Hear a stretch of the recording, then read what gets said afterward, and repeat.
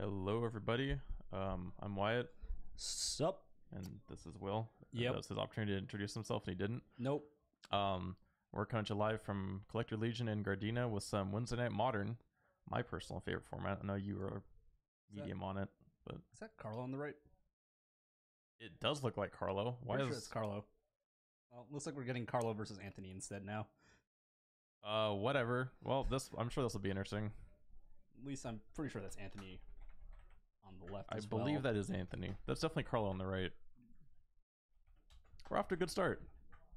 Control Storm.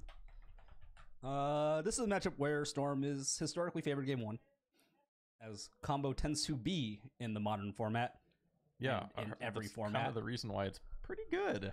In every One format. Of the reasons. Yeah. Combo typically very favored game one against every deck in the format. This is definitely Anthony. Yeah. Got the Pokemon sleeves.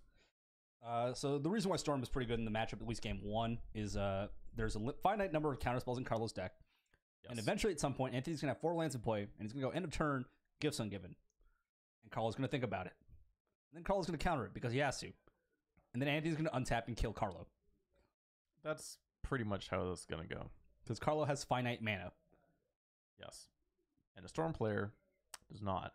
And on top of Well, that, he sort of does. Storm plays 2 copies of Pass and Flames in the main deck. So even if you do manage to counter everything, then they cast Pass and Flames. You have to counter everything again. It's hard. And then we're back to finite counterspells. And importantly, also finite mana. The counterspells you're trying to cast are... They decided not to listen. So Yeah, I know. Carlo and Anthony. Yeah, we're good. But the counterspells cost blue, blue, and blue, blue, blue, and snap counterspell costs blue, blue, blue, or blue, blue, blue, blue. And, like, that's way too much mana. That's a lot of blue. Yeah. We're definitely playing Merfolk, right? Also, cards like Terminus, not strong in the matchup. Yeah, so for the most part, a lot of Carlo's creature removal is not... Okay, so he wants a little bit. He wants to be able to kill, like, a mana or 2 mana creatures over the course of the game, probably. But I think he probably has more than he wants for this matchup. One of the issues is Path to Exile in particular. If Anthony just decides to jam out the mana dude on turn 2, Carlo kind of has to respect that by killing it with Path to Exile, but that does give Anthony an extra source of mana. Yeah, the mana here that's a huge downside. This is where you're like, wow, Fatal Push looks way better than Path to Exile in this matchup. Fatal Push, Bolt. The Path to Exiles are very powerful. It's the best removal spell in Modern, probably. I mean, it's basically unconditional removal. It's almost Sword of Plowshares. But obviously in control decks, giving your opponent an extra land is significantly more downside than giving your opponent, like, even 30 life. Yeah. Yes. Yeah, so Carlos starting off with a Celestial Colonnade tapped, and then Anthony's fetching down to 17. I believe probably going to see a Serum Visions here. So the fact that he has fetch lands in his Yep. deck makes me think that he's probably playing John Finkel's list, which means that it has the main deck Pyromancer's Ascensions and sideboard Blood Moons. And Main Blood deck Moon, Pyromancer Ascension. yeah, and Blood Moon is very good in this matchup in the post-board games as well. Yeah. Yeah, that's bad. Like, it's really hard for Carl. I mean, he runs some basics. Actually quite a few basics, I think. Yeah, But, the issue is, like, you can't really win the game very easily with Blood Moon in play. Yeah, it makes it really hard. It squeezes his mana a lot. There are a lot of mana symbols in those blue-white deck. And it actually only plays 4 fetch lands, so even with the 4 basics, it's very hard to reliably have enough sources of mana of blue in play. So, like, Yeah. casting your Cryptic Commands, casting your Logic Knots can be too difficult sometimes. And we're Yeah, going to see... so- And I agree with the end of turn path. I think you just have to make sure you're Yeah, keeping Anthony off of mana. I mean, also you have the man up already, so you kind of want to use it. Yeah, so Carlo's looking at playing a Colonnade this turn, which makes sense if he has Logic Knot in hand, or if he doesn't have another play. The issue is going to come down to the fact that, like, next turn he wants to play Jace, but he can't really afford to tap out on 4. Yeah, tapping on a 4 is very sketchy. On the other hand, Anthony's hand is looking pretty weak. I see a couple of cantrips, like an Op and a Sleight of Hand. I see rituals and cantrips. I don't But- see a lot of. Yeah, I don't see a way to win the game quite yet. Yeah, we'll see. That's a grape shot. a grape shot and but a polluted delta. You don't want either of those. Oh no, there's a Gifts in that. I see a Gifts. It looks like it's a Gifts and a Brawl. So he does have all the pieces he needs. He now just needs to be able to force them through. It looks like. I'm taking the grape shot though. Yeah, Most of the time. don't need the land. I don't think. I think he has another land in his hand already, so I don't think he needs another land. Yeah, he does. He did take the polluted. He actually is. Oh, okay. So, Well, I guess he's gonna gifts for the grape shot at some point then. well, like you don't need the grape shot in the open hand. Like once you start No. comboing off, like you're gonna find the It's grape easy enough shot. to get to it. He just felt like he wanted like the 5th land, I guess, more than the grape shot. Which is Yeah. fine. I don't mind jamming the. Here comes the brawl. I'm guessing this is going to die somehow. Or That's not. the turn. Okay. So Carlo maybe not on anything. I think he has an oust in his hand, which is not the best removal spell. Carlo cannot let like tap out here. Oh, that's a terminus. No, it is an oust. Yep. Put it into your library. Gain some life. Yeah, it's an oust. Oust can target any creature. Yeah, so yeah, it's just It's the other one that targets. attacking or blocking or Yeah. Yeah, get oust up on screen. How did that okay, got jousting lance. Yeah, put target creature into its owner's library second from the top. Its controller gains 3 life. Yeah. The life total is not again relevant in this matchup. Really. That doesn't matter. And it's going to put Anthony up to 19 unless he has like a remand here. But remand is not great. Besides the fact, Remand's so good. You draw 2 cards. I mean, It doesn't accomplish anything outside of drawing you 2 cards, but it's he cool. put that too far down. He did. Okay, it doesn't look like it's gonna matter No, it's going to get shuffled away. So it because doesn't actually matter. he's gonna shuffle anyway. Yeah. That's it. If Anthony finds another mana dude this turn, that's going to be close to game. There should be a basic amount in the list, yeah. So he needs Baral, actually, specifically. Because I'm not sure if he has enough mana if he can go Ritual, Goblin Electromancer, Ritual Yeah. Gifts. Is he playing the new like promo lands? Is that what Yeah, those are? look like the GP promos. Okay. Yeah. So I noticed they Carlo have the might mana also be symbols on. playing the Singleton copy of Dispel in his main deck. Which is kind of greedy, but, you know, it comes up often enough that you... Yeah, you usually see these lists run like a dispel or a negate or something like that. Just because gets them. Gifts off the top for Anthony, so that looks like probably where he's going to be going this turn. Yeah. So if Carlo doesn't have the dispel, which would be hilarious, I think Carlos has like all mana. and the Jace. Okay, so this should be game. So leading off with the Electromancer. Pyretic Ritual, no counterspell. All right, Here we go. Carlo's definitely dead because there's 2 gifts on Givens and Anthony hand, so it comes down to just how much mana he has available to him. I think he has one more ritual. Okay, so this is where you'd want to be running Disrupting Shoal, because the gifts and giving costs 4 mana and Jace costs 4 mana, and Disrupting Shoal's free. You're stupid. I'm just saying, if you had Dispel plus Disrupting Shoal, you can not lose the game, right? Yeah. At this point, you just take the typical mana pile. There's nothing really stopping you from doing that, and Carlo hasn't indicated a way to interact with you, so you just go for the standard mana. Yeah, I mean, yeah, this is... So you bin the rituals because it gives him Anthony the least amount of mana to play with. Yeah, I always don't know which to give them. It's irrelevant. It doesn't really matter, right? Yeah, this pile is irrelevant. If they have this pile, you always die. This is actually a deterministic kill. They can mess up, they can make a mistake, but it is a deterministic kill with this Passive Flames line. So you always give them the Mana Morphos with the Plasma Flame because it gives them the least amount of mana. Which gives them the most opportunities to fuck up. Yeah. Okay. The idea is not to limit the amount of cards they're drawing because it doesn't really matter. No, because they actually have all the cards they already need to win the game. Yeah. And Carlo doing So not that. The only opportunity where you can kind of get him with this is if Anthony's choked on blue mana for whatever reason. Yeah. So The answer is he is not choked on blue mana. Yeah, so we're going to see a flashback Pass in Flames. go up to... And there's no negate for this, so it's not like you can stop this. He only has the 1 mana up. Yeah, we're going to see some rituals. Go up to 8 Venusaur. And there is a second copy of Pass in Flames in the list, so it doesn't actually matter. Yeah. Only 1 Manamorphose in the yard, but there's 3 blue mana available between the Manamorphose and the island in play. Yeah, that's oftentimes where you'll see a bottleneck, which is sometimes why it's right to limit the That's a land. Manamorphose. I played a land this turn, right? Yep. Yeah. He started on this Yeah, because he's 5 lands. the yeah, Steam yeah. Ends. This pile I like getting Ritual, Alright, Manamorphose, Pass in Flames. Noxious Revival. No, I don't and the Grape Shot is fine. I don't like taking the gifts here.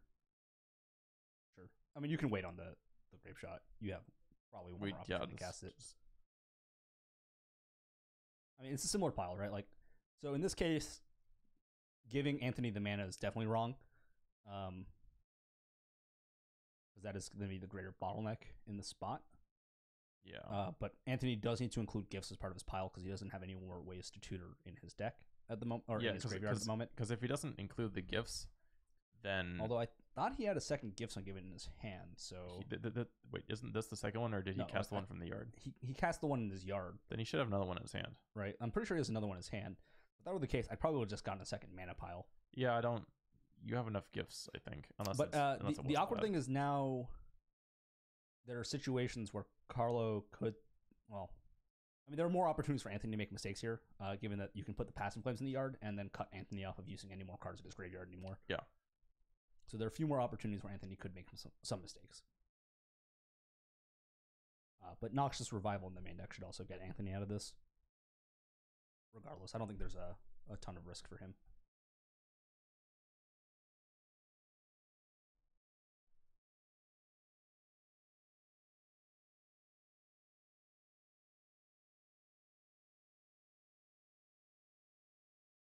Carlo's still thinking about this pile despite Anthony's generous shuffle time.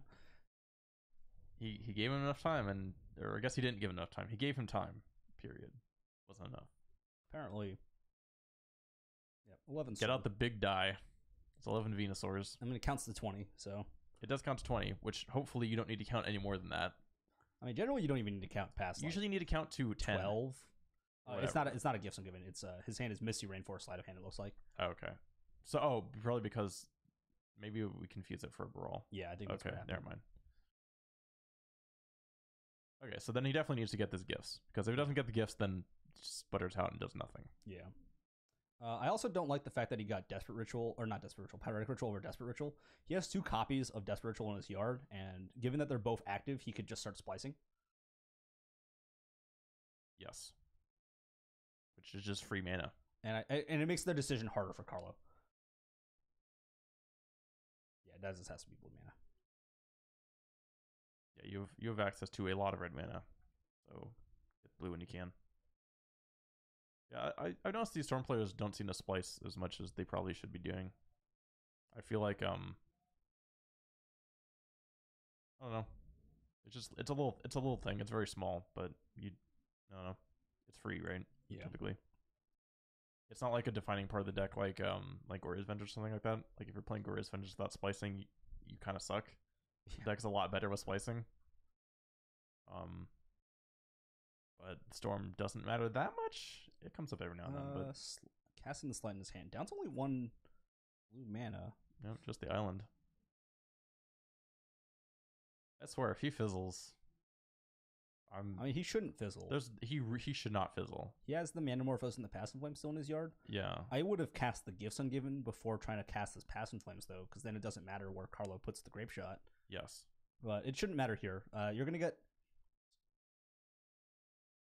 So you're going to flash back the Manamorphose here, just to get the blue mana, the extra blue mana. Mm-hmm. And then you're going to get Gifts Ungiven. And you're going to Gifts Ungiven for a pile that includes Grape Shot, Noxious Revival.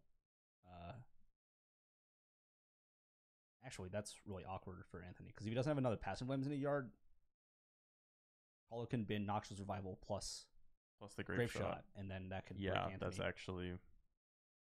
So I think Anthony may have made a mistake not casting the Gifts Ungiven before his Passing Flames. Yeah, I think he might have played himself a little bit here. We'll see. I mean, like Storm Count is not relevant anymore. I think it just came down to like it's a sequencing. It's just do you have the Grape Shot? And this is one of the reasons why you can't concede, because you can lose because they just mess up. Yeah. All right. So consider the alternate universe where he just took the Grape Shot. No, because you actually need the Gifts Ungiven to go off. No. Took the Grape Shot instead of the land off the sleight of hand. Oh, sure. Because I think that land's still in his hand. Shot. Oh, all right. Well, better lucky than good or something. I don't know. Yep, do that. Blap. Yeah, 24 billion damage. I think Anthony made this very difficult for himself. I think if you just cast the Gifts Ungiven before you cast the Passing Flames, there's no way Carlo can win. Yeah. So that gave him an opportunity to lose the game, which he almost did, I think. Because you can Gifts for Manamorphose, Noxious Revival, Grape Shot, and whatever else. It doesn't really matter. and then Carlo has to bin Noxious Revival plus Grape Shot, because otherwise he just dies to the Grape Shot, Yeah. and Noxious Revival just gets him back the Grape Shot, so that means you get to get Manamorphose plus whatever spell you want, Yeah. maybe mana, and then you get to go Pass in Flames, Noxious Revival, my Grape Shot's at the top, Manamorphose, draw it, kill you. Yeah. And it wasn't like mana was bottlenecking Anthony in that spot. It was just he No. couldn't find the It was Grape the Shot. actual card. So I think he made it a little bit difficult on himself there. So it turned out in that situation, because of that, Carlos' decisions to put the Pass in to Flames put in the the end. yeah to give Anthony the mana over the cards actually almost mattered. Yeah, but I mean, Anthony put himself in a situation where he could lose, right? Like if he doesn't find the Grape Shot in the top like 6 cards of his deck, there he actually does lose the game. Yeah. So what's coming in for these guys? Carlos bringing in all the graveyard hate he has, probably. Yeah. Not likely to be Rest in Peace, given that he's playing Snapcaster Mage. I still feel like, and I'm going to harp on this every time, but I feel like the matches where Rest in Peace is like so good, you don't care that Snap doesn't work anymore. You So, just want the Rest in Also Peace. for Carlo, he's gonna be looking at cutting almost all the sweepers. You can leave in like 1 or 2 terminuses to try to like misers your way into like an anti-goblin skill. just be like, all right, I played this 2-drop and then passed you, and you're like, untap, bam, put it in the bottom of your Or deck. like they go off and make like 14 goblins turn 3, and you're just like, kill you, Put them on the bottom. right? Yeah. But otherwise, we're gonna see like all the Supreme Verdicts come out. Those are just terrible. Those are not good.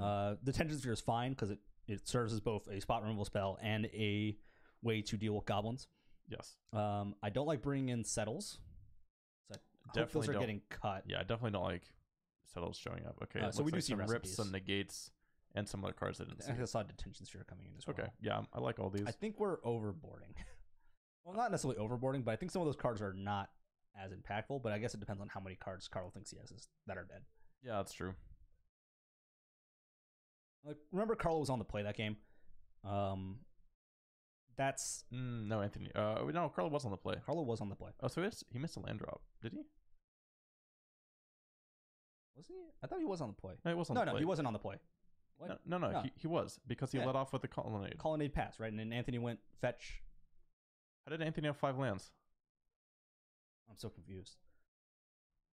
Whatever. I'm just gonna assume that was correct. We'll go look at that later, maybe. I mean, it He didn't did end have up 5 mattering. He didn't end up tapping that island that was in play anyways. That's true. It didn't matter. Okay. Whatever. I don't know. What's all these people's sideboard guides? Is this a thing now? I don't know. People don't like to think.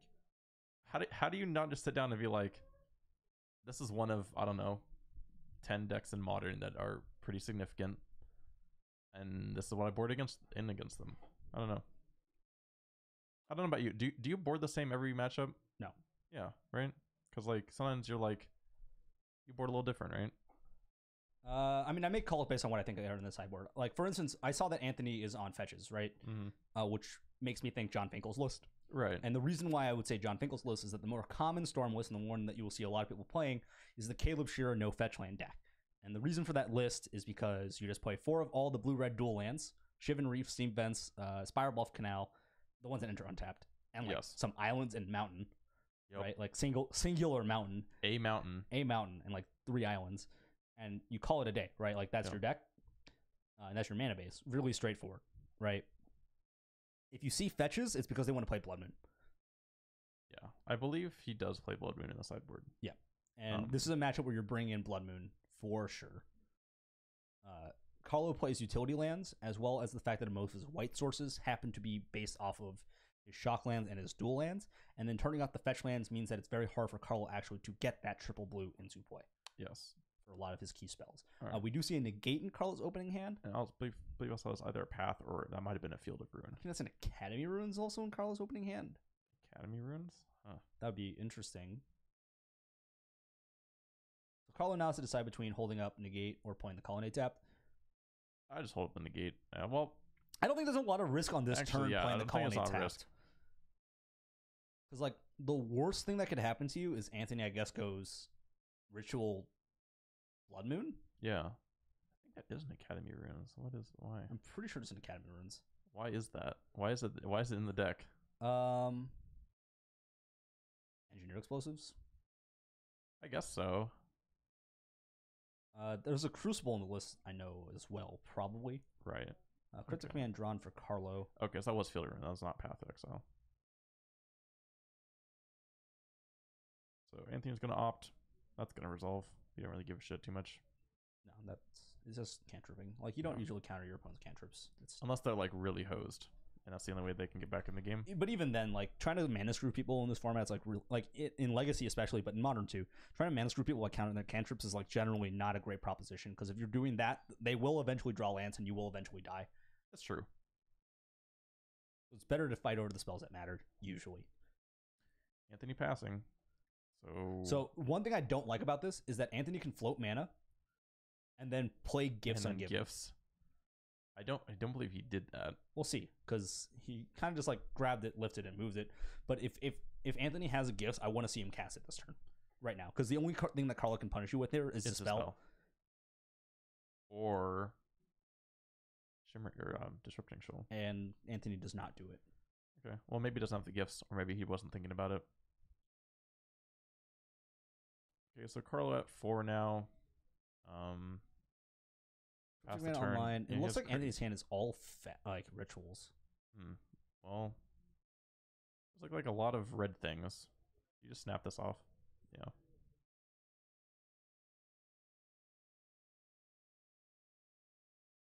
Carlo's out of counter magic besides the cryptic that he can't cast right now. Yeah, I believe so. So shield's down for Carlo at the moment, He does have a path now, I believe. and a search for his content in hand as well. Yeah, that is definitely an Academy Runes. That's funny. I wonder. I guess so. You run a lot of. Well, okay. There's a certain amount of colorless lands that you can commit in the deck. One of them, the main one being Field of Runes, I think. So it's possible that he has one more. It's like, okay, sure. That's interesting. He fetched shocked and then passed. Not a fan of that. Yeah, I don't know about that one. And doesn't do anything with the mana, so I feel like if you're gonna do something with mana, you're gonna do it there, right? Draws a Misty. I think there's a remand in Anthony's hand. A blue card. I think it might be the remand. It has like the looks like the upper left hand corner. It of might have remand. the scroll, which is. So we're gonna see Anthony start with a ritual again. Yep. See if this gets countered. So the only counterspell in Carlo's hand right now is Cryptic. It's cryptic. He's gonna cryptic. Counter draw. Yeah, that is definitely a remand. Depending on the makeup of your hand, you definitely remand this. Yeah. I actually might have remanded my ritual. Depending on the situation. What but, difference does it make? Carlo doesn't get to draw a card. Sorry. Carlo doesn't get to keep the Cryptic. Oh yeah, I guess so. Yeah, that's true. You have to wait a turn because of the mana situation that he had, Mm-hmm. but Carlo doesn't get a Cryptic. Oh, that's a wipe away in hand That's a too. wipe away. Oh, So this is a storm count of 4.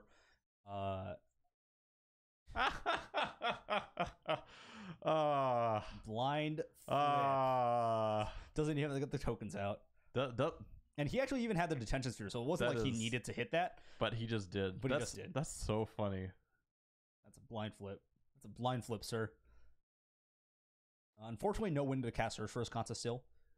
Carlo would very much like to get that into play if possible. Yeah, so he has another counter, I guess.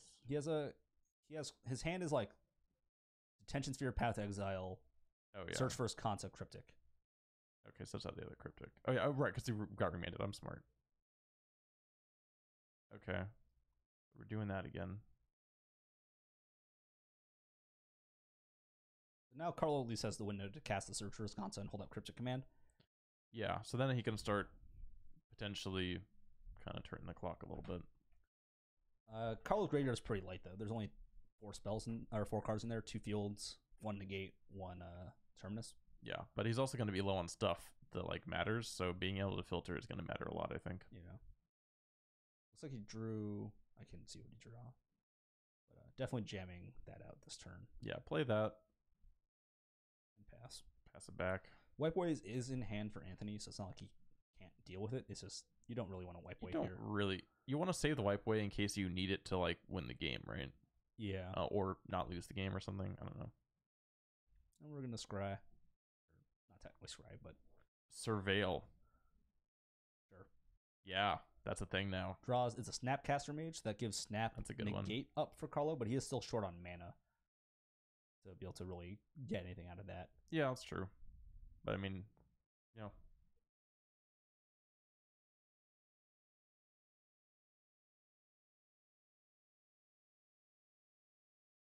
I mean, he's also just looking for land drops because he needs to get to 8 mana basically at this point to Yeah. keep the Snapcaster relevant. Anthony picked up another blue card. I didn't really get a good look at what it is.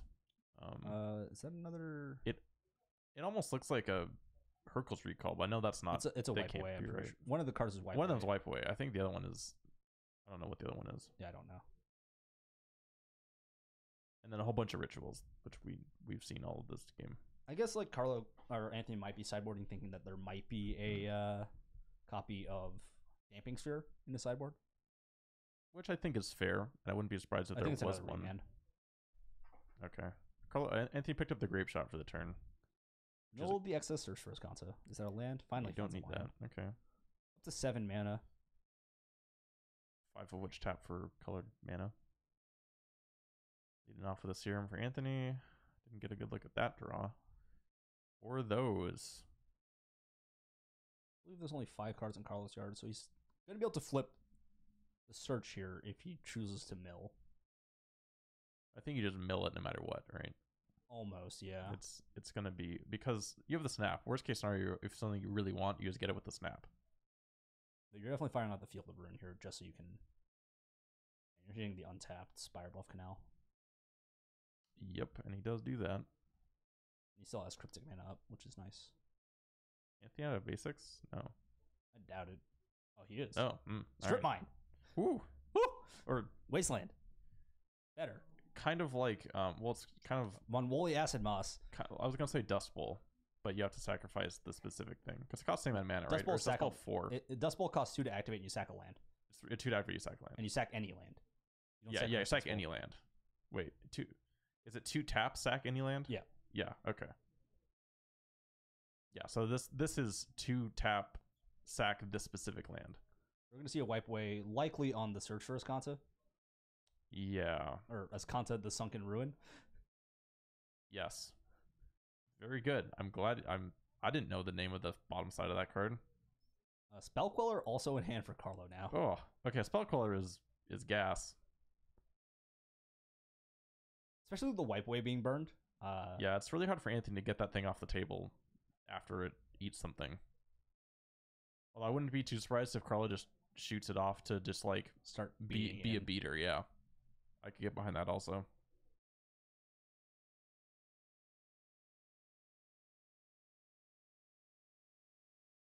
I mean, Carlo really just wants to keep drawing lands more than anything else right now. That's kind of what control decks want to do, is they just want to leverage their mana like as much as possible.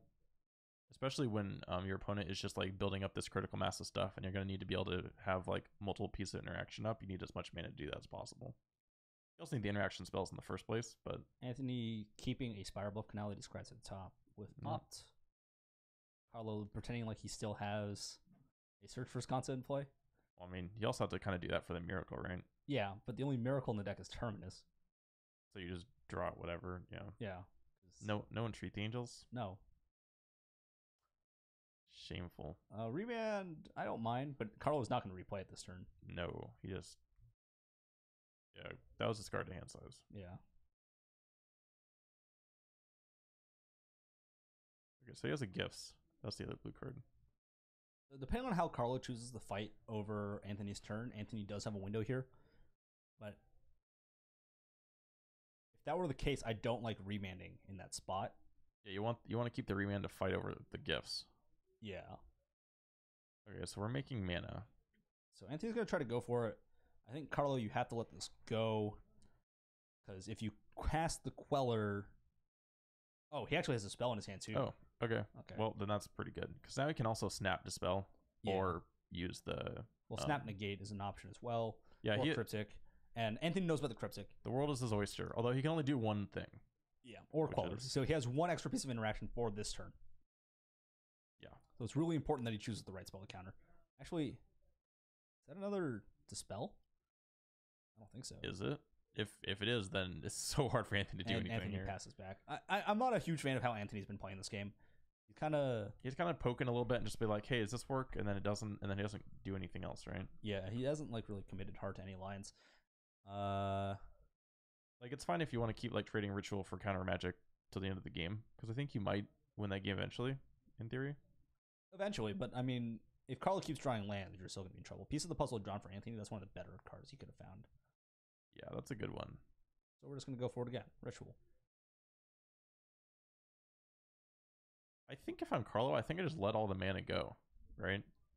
Because nothing in your hand that counters stuff cares about mana leftover. You don't have mana leak or anything like that. Thinks otherwise, they're gonna cryptic that. I don't think this is the worst card to cryptic because if Anthony tries to commit any harder, you still have the snap, the spell as the punish, or spell queller as a punish. Yeah.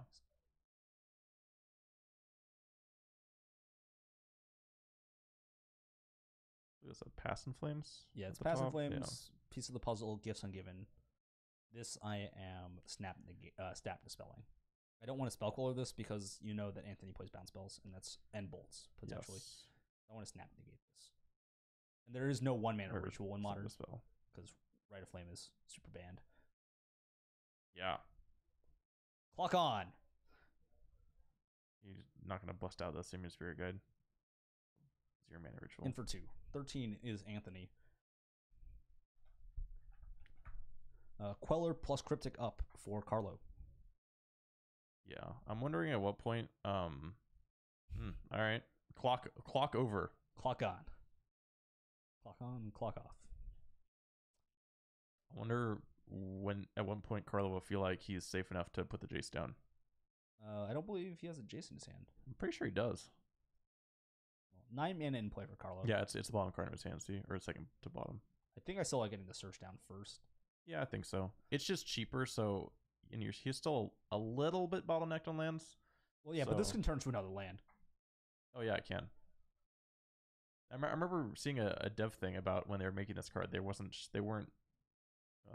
Then we're gonna echo in truth. Wow, we really don't want this thing to be there. I remember seeing a thing about the creation of that card, and they were kind of concerned about giving like mana ramp to blue. They're like, hey, if this thing flips, the next turn, is that breaking blue color pie too much? The answer is yes. It kind of is. But like the same goes for like Legion's Landing. Yeah, I mean, it's a bend. I mean, White doesn't get mana ramp. White gets the ability to find lands, but doesn't get mana ramp. And it really rarely. It can find planes, basically. I mean, all colors can find basics. All colors can find their own color of basic land. But So it looks like it was just a Pass and Flames for some Gabos? yeah, which are Pikachus, I guess. Well, that's going to get met with a Detention Sphere. Yep. And only 6 Gabos, so... Yeah, it's not even a fast clock if Carlo doesn't have the... He might not even Detention Sphere this turn. He might just take the opportunity to play the Search again. Not Detention Sphere. I believe the only piece of interaction Carlo has left in his hand is a couple of pads and the Search for his Kanta. Ooh, here comes the Jace. We Fate Sealing? Yeah, we are Fate Sealing. Take a look. On the bottom. All right, it was something good, I guess. Yeah, I think you just fetch and you just play out the Search if you're out of interaction, or you can try to bluff something. Yeah, it's possible. Looks like he was just trying to bluff something. Oh yeah, he sells the Queller in hand. Yeah, he still has that. Yeah, he sells the Queller. That hits pretty much. You are everything. going to Queller this. Snap that Queller off. That's super good because that doesn't go to the graveyard. Nope. That's the best use for that card. All right. Well, we'll slide a hand, I guess. Storm is 3. Maybe would have led off with that one. I didn't picked up a blue card. It might have been another. Or it's a piece of the puzzle. Pieces. Okay, couldn't take a good look.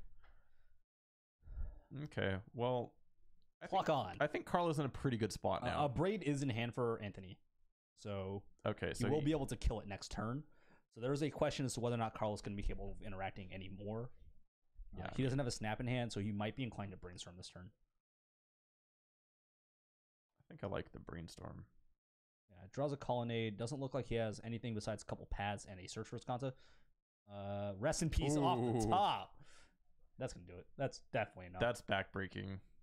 That's probably going to be game over. And now Anthony's really sad that he spent all these Echoing Truths on the Search for Skanta, I guess. Yeah. Although, to be fair, I guess if he didn't do that, then it would have found the Rest in Peace, and then the game would be over still. I guess. All right, Rip comes down. Anthony is probably sad. Carlos probably feeling pretty good because he has a Jace on 5. And Anthony scoops it up. Yep. He's actually already gone through like half his deck, and I Yeah, think it burned that's- both of his win conditions in that situation already.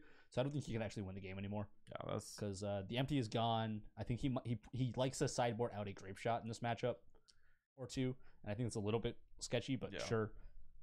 I mean, So he might not have actually had any more ways to win the game. yeah, even if you have the grape shot left over, like he has to then assemble that. Like he used enough that like so many rituals that's gonna be really hard for him to actually like generate enough storm count in like a turn to like. It's one of those situations where also not burning the remands makes it a little bit harder to win the game, right? Like Yeah, if you keep the remands, it's very easy to go like grape shot for game, even from hand. yeah. So in that game, we were kind of thinking like Anthony was maybe kind of bleeding Carlo out a little bit with all the playing the rituals. I think there was a and couple getting it situations where countered. he could have fought a little bit better. Like I don't like the remand on the one search for Sconsa if he was planning on trying to play some game Yeah, on the following turn. And like you were gonna walk into Dispel Snap to Spell, yeah. Can't really do anything about that. but in that situation, I'm actually more like, let's say you go Ritual and they go Dispel. Well, in that situation, I go Ritual. I play the second Ritual in my hand. If he goes Dispel again, then you remand your Ritual and pass the turn back. Right. Yeah. So a lot of this kind of posturing, Anthony like playing a ritual and then it gets countered and then he just says go. And while it was getting like counters out of Carlos' hand, it kind of left Anthony without any way to like actually do anything ultimately, I think. Obviously Carlo had a lot of answers for the goblins, both a very timely Terminus miracle and the detention sphere. So Yeah, but I don't think it mattered realistically. I don't think it really in either mattered. of those situations. Those weren't like significant amounts of goblins enough to like probably worry Carlo that much. Like, yeah, they kill you over like 4 turns or something. But like, if I could beat controls by presenting a 4-turn clock with a bunch of idiots every game, like it'd be Slimmers would really be a easy. reasonable deck. Yeah, Swords is a very good deck actually against Jeskai. It's I think a lot less good against blue white because Terminus is conveniently ignores regeneration, so you're all in on the coin flip sliver or like having backup collecting companies or stuff like that. But I still think it's generally a favored matchup. Well, I think the other issue with Collected Company against specifically blue white is like,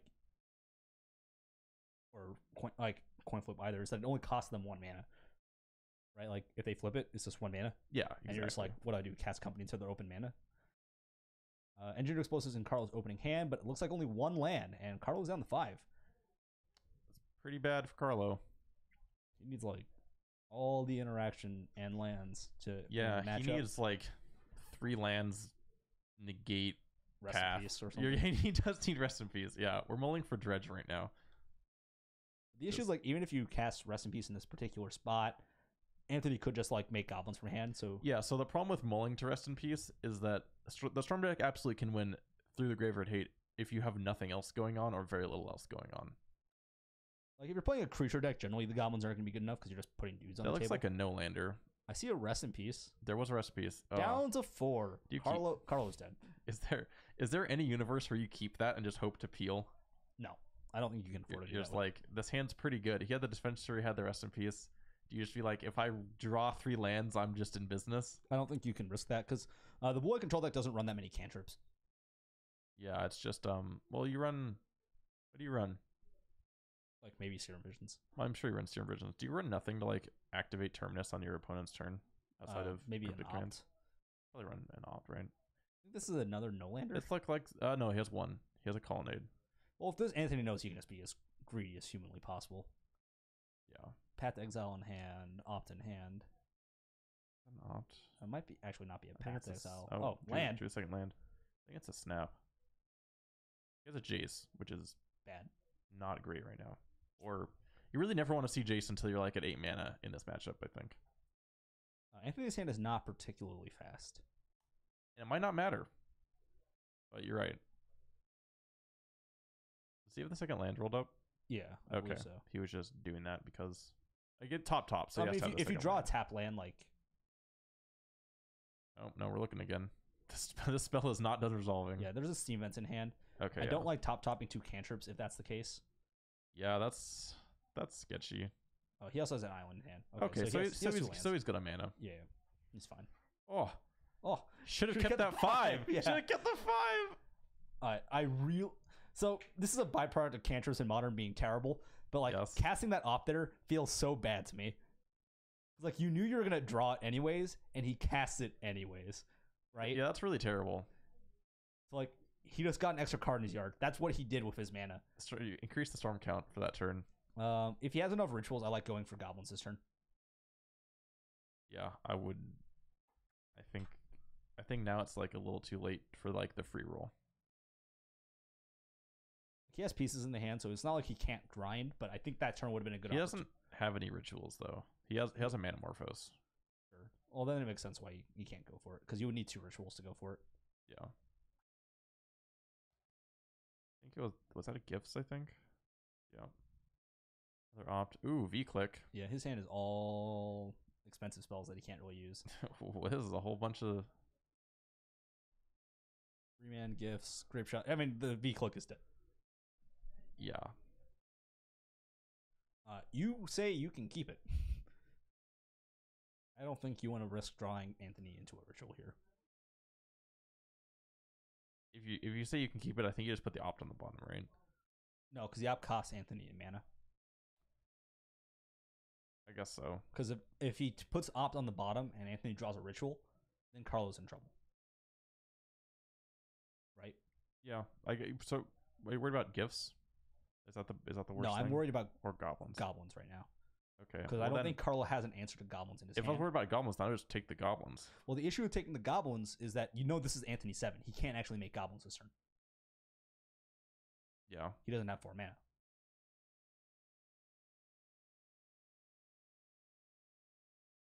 Does take the goblins.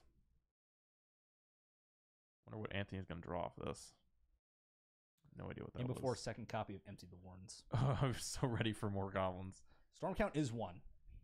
Yes. I think that might have been a Manamorphose. I'm pulling them out. All right.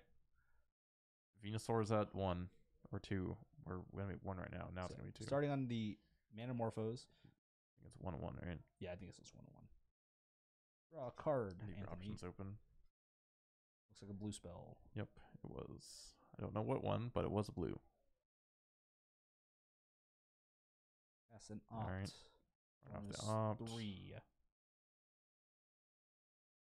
Looks like it's a Manamorphose also in hand for Anthony. Yeah, it's kind of what I thought it was, but it's kind of hard to tell. Keep on top. Looking for some rituals. Got to net some mana. It's Okay, it casting was the Manamorphose. Manamorphose. 1-1 still. Even a land is okay here. Land's okay. Not a land. Lots of remands. Serum, some remands. Yeah, it did not work out. So this is just going to be a grape shot for 6 or something. Yeah, whatever that is. Shoot your guy and you. That was for 5. Or 5. One at the V click and 5 or 4 at Carlos. His at 16.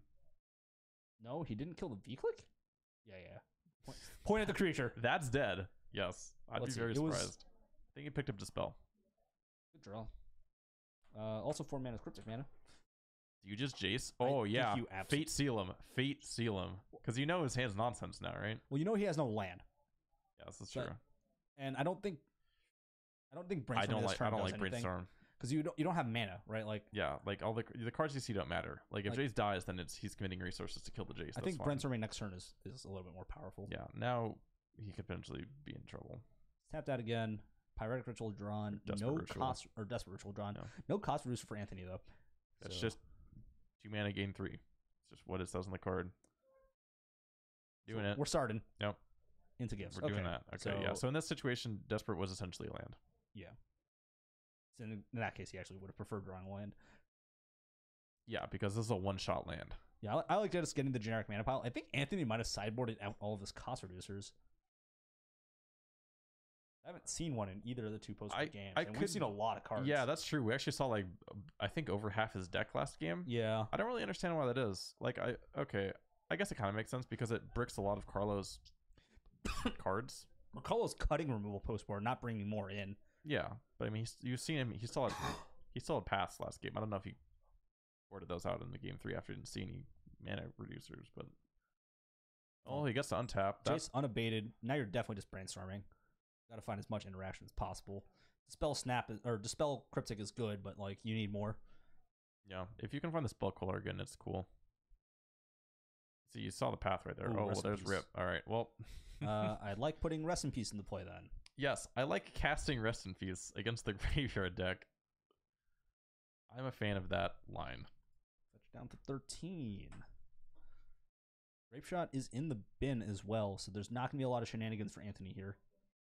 Yeah, if you're right and he did trim on grape shots down to like 1, then that's kind of a problem for him. A little bit for Carlo, though, because he did bin the Passing Flames. So it's not like this could have been as bad as possible. That's true. Still not great. Sleight of Passes hand, piece of the back. puzzle.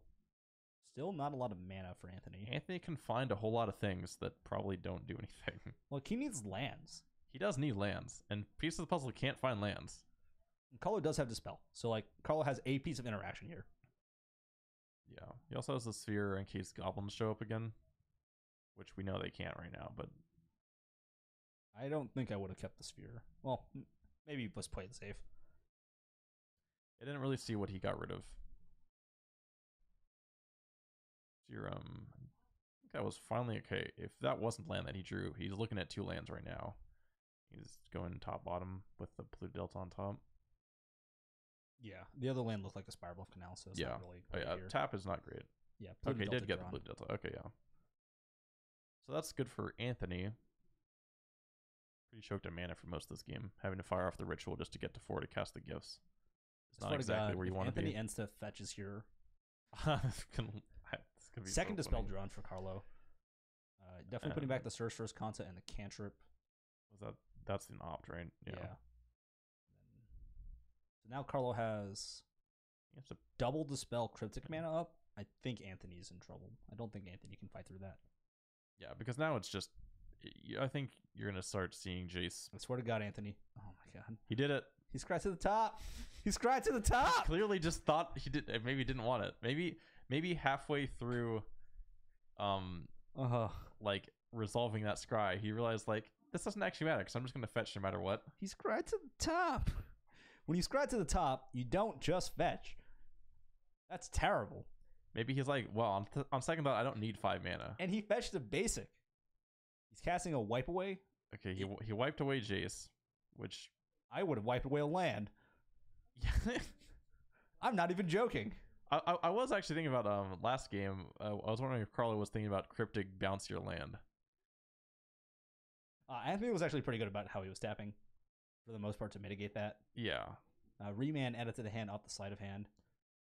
Okay. But like, I like remand. I like wipe awaying the whatever. I mean, like, if Carl wants to redeploy it, then it is going to cost him quite a lot of resources. But he has 2 Dispels in his hand. Yeah, so he can actually just go land, play Jace, Pass, and still have 2 pieces of I can interaction. still just get you no matter what you do, pretty much. Yeah. Ugh. It's not a good spot for if you're a Storm player right now. Take a draw. That was a Terminus.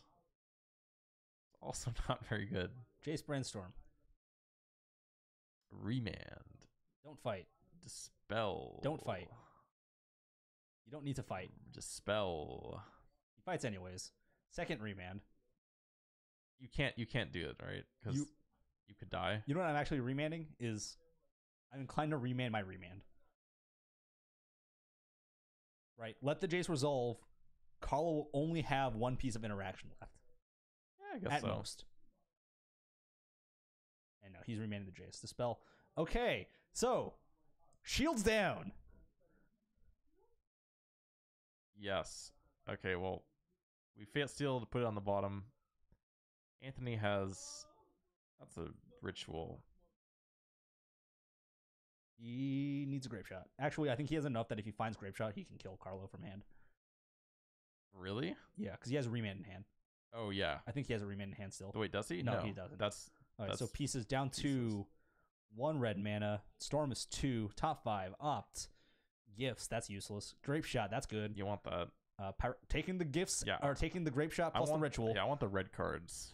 That's what I'm looking for right now. This is not much of a thought for me. No remand means that this is still not enough to get there right now, but it can kill the Jace.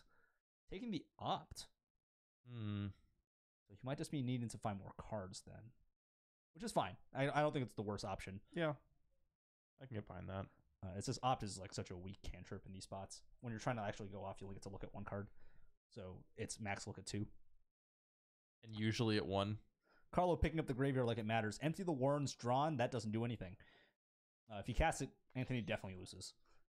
Because there's still that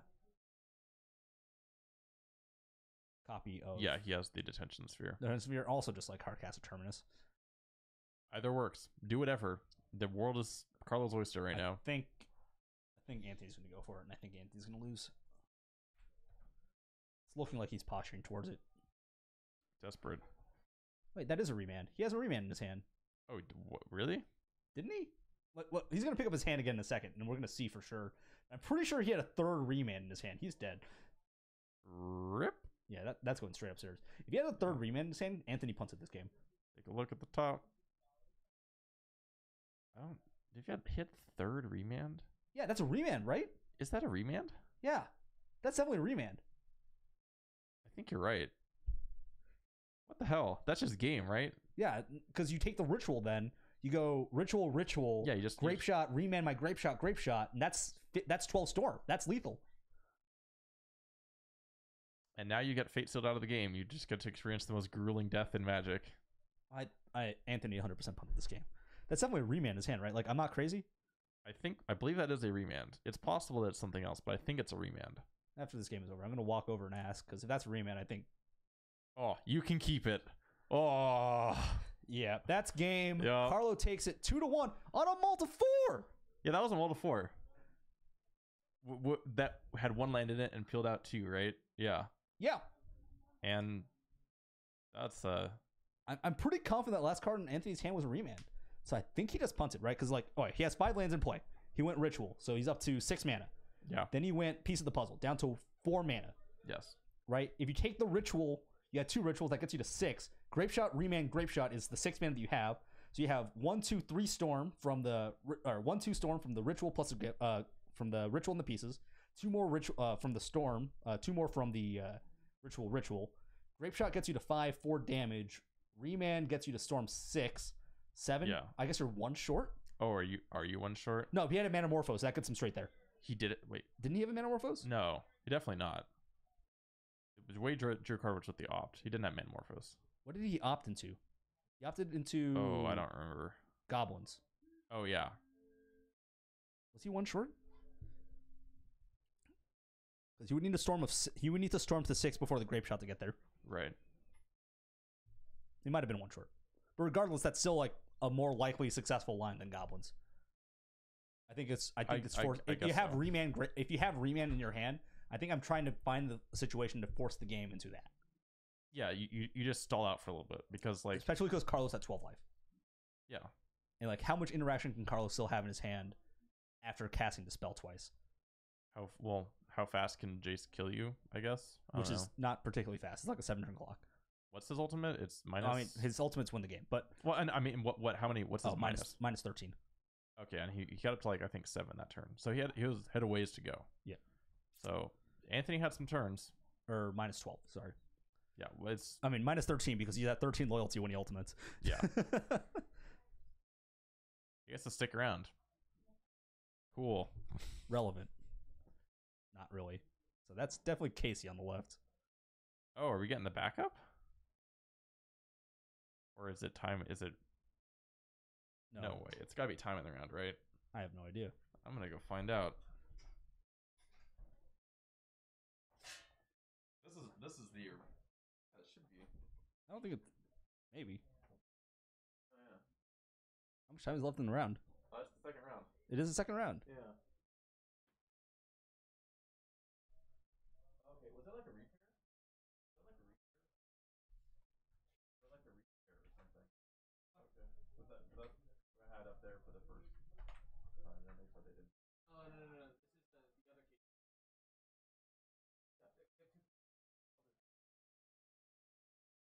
All right, that's good to know. Is it still round 1? All right, cool. Yep. All right, thank you. Is it still round... It's round 2, right? It's round... Okay. It's round 2. It's Casey versus Marco. This is the round. This is the game I thought we were gonna have round 1, and it turns out we have 2 Caseys. So Marco's One of the just Caseys on- was Casey Harai. apparently. I don't know. How white does this Casey look to you? Like white. No, I mean this is Casey. Like this is like Casey Ray. yeah. But I mean, like I wasn't looking at people. I was just looking at the You only list. looked at first name. I just saw. Oh yeah. So this is the match I thought I was putting on, and then turned out this match didn't exist until this round. I believe Casey's on either Absent or Infect. Ooh. Yeah, I've seen him play some Infect before. Although I think he is was playing, probably on Absent. He was playing Infect at the PPTQ, which I don't think he did particularly well at, unfortunately. Sometimes you play against decks with bolts and you lose. Top it was like a lot of Tron. I see green lands. This is. Oh, I saw a red card. Is that a red card? Yeah, I wonder if this is like one of his Rallier decks or something. Or yeah. Unless I'm dumb. I think Carlo's on or Marco. That's racist. No, because okay, I was looking at the name before and I corrected myself, and now I have no excuse. It's just that they both end in O. That's racist. Anyway, he's taking a mulligan. I believe he's on a control deck. Probably. That's why I've seen him on in the past. That's usually what he likes doing, is playing control strategies. Yeah. Meanwhile, I just want to kill you. Yeah, I got no time for looking at. I'm casting blue cards. I've got no time for my opponent playing the game. Yeah, if my blue card doesn't say Island Walk on it, it's garbage. If your blue card says Island Walk on it, it's also garbage. I mean, it's objectively bad, but it's. I think playing a Merfolk is a more correct thing to do, like on a conceptual level in Modern, than playing a control deck. Even if it's worse at what it's supposed to be doing. It can't even be the best blue creature deck in Modern. What's the best blue creature? Oh, spirits. Unless you're not talking about spirits. It is spirits. Okay, yeah. It can't even be the best blue creature deck aggro No. strategy in Modern. This is, in fact. Yeah. Okay. Yes. I don't know what the hell Turn I bring. one, Glistener Elf. All right. Well, this could be hard for Casey depending on how much interaction Marco draws. That's a Flooded Strand. And that's a Path Path to of Exile. Already off to a good start. Infect versus probably blue-white control again, but it might be Jeskai. Yeah, we'll see. 17 all. Matchup definitely preferable if you're playing Jeskai. You have more pieces of removal. Yeah, the extra copies of Bolt and Lightning Helix are big game. You do have Oust. Also Electrolyze. Also, that's true. That kills 2 Infect creatures. No threat for Casey.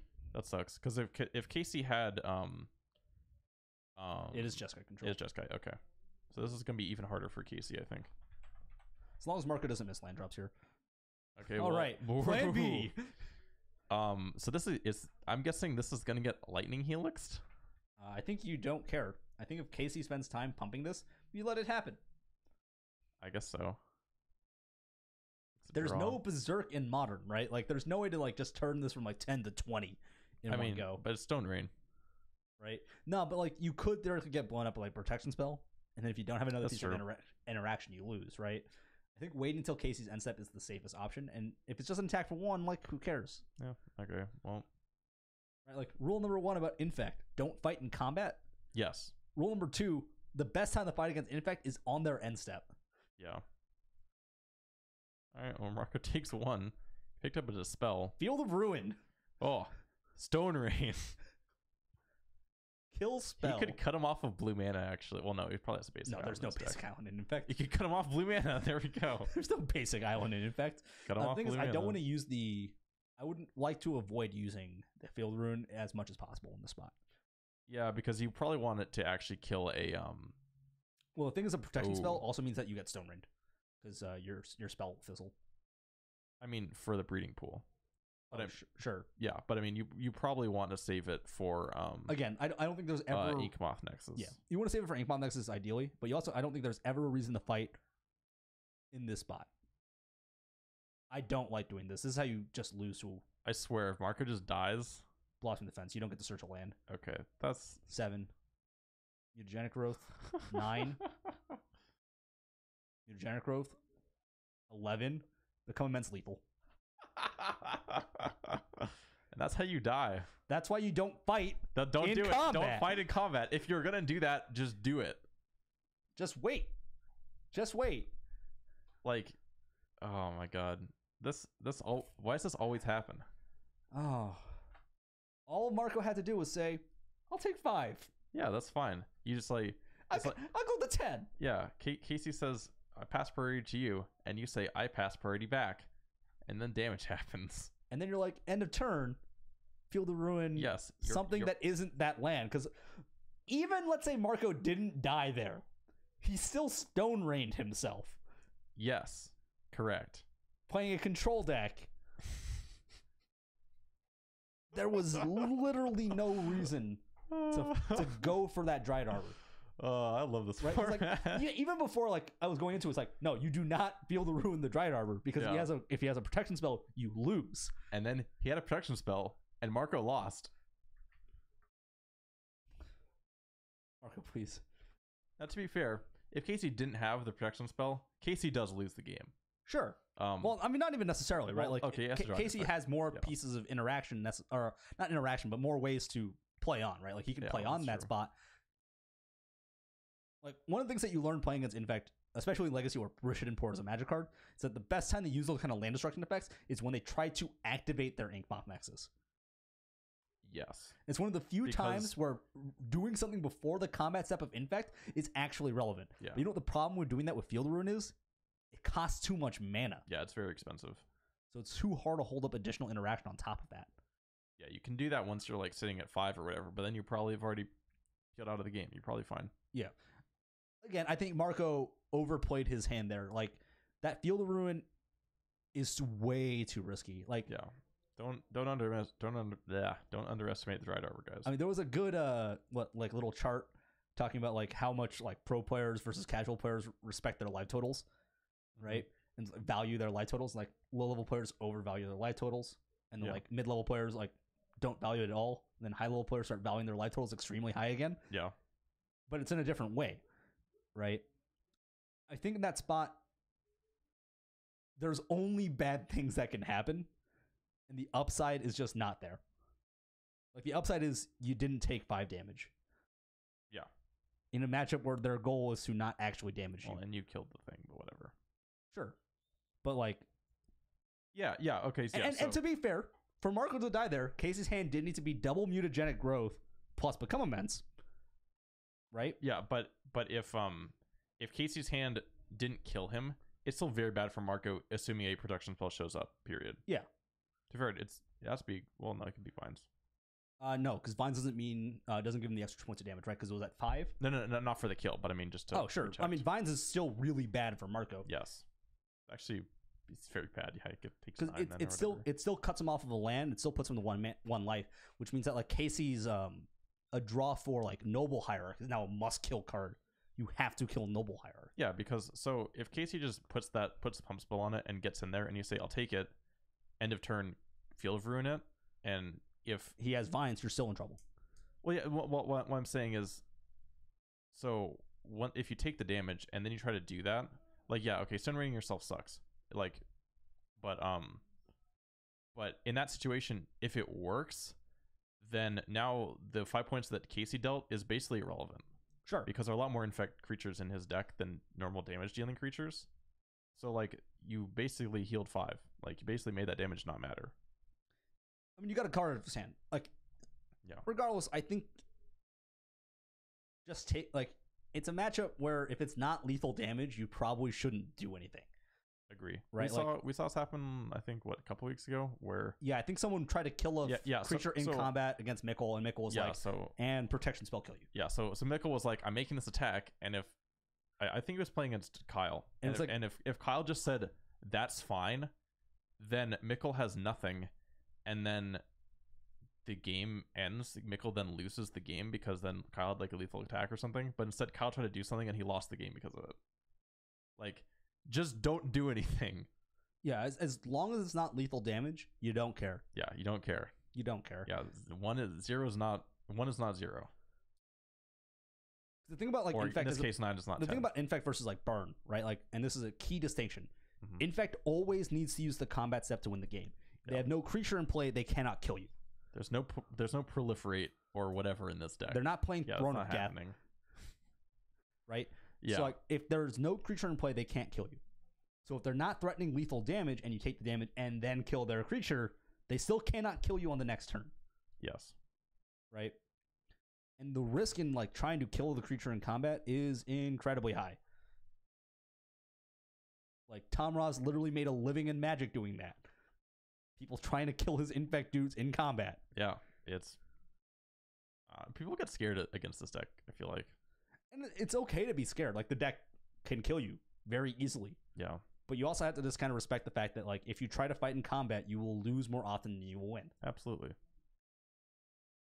So Casey has. Okay, both players kept. I believe Casey has a. The cards I saw in his hand really were Become Immense and I believe an Inkmoth Nexus. Goes and gets a breeding pool.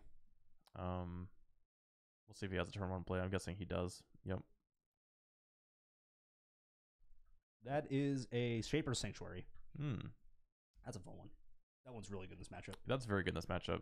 That card is very good against decks trying to just price you, like just pick your creatures apart, just one by one. All right, Shaper's Sanctuary, the 1 mana enchantment.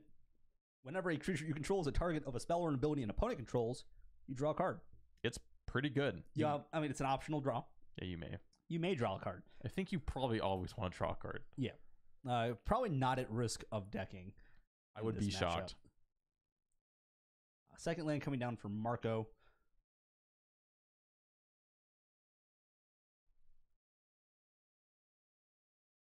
Let's see if Casey has an actual infect creature or if he's just on the Inkmoth Nexus. If he has a Blood Agent, I like playing that out this turn as well. I don't think he anyways. does. I think that's a Spell Pierce. Spell Pierce doesn't feel great here. Not necessarily.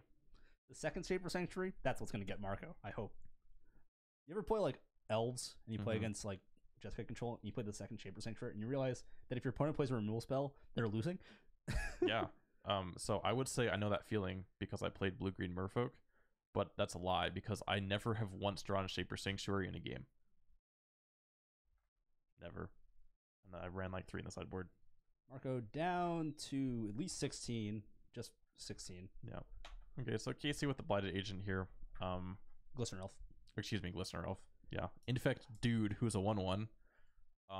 With a counterspell backup. Marco's gonna look at that and he's like, do I want to make you draw a card?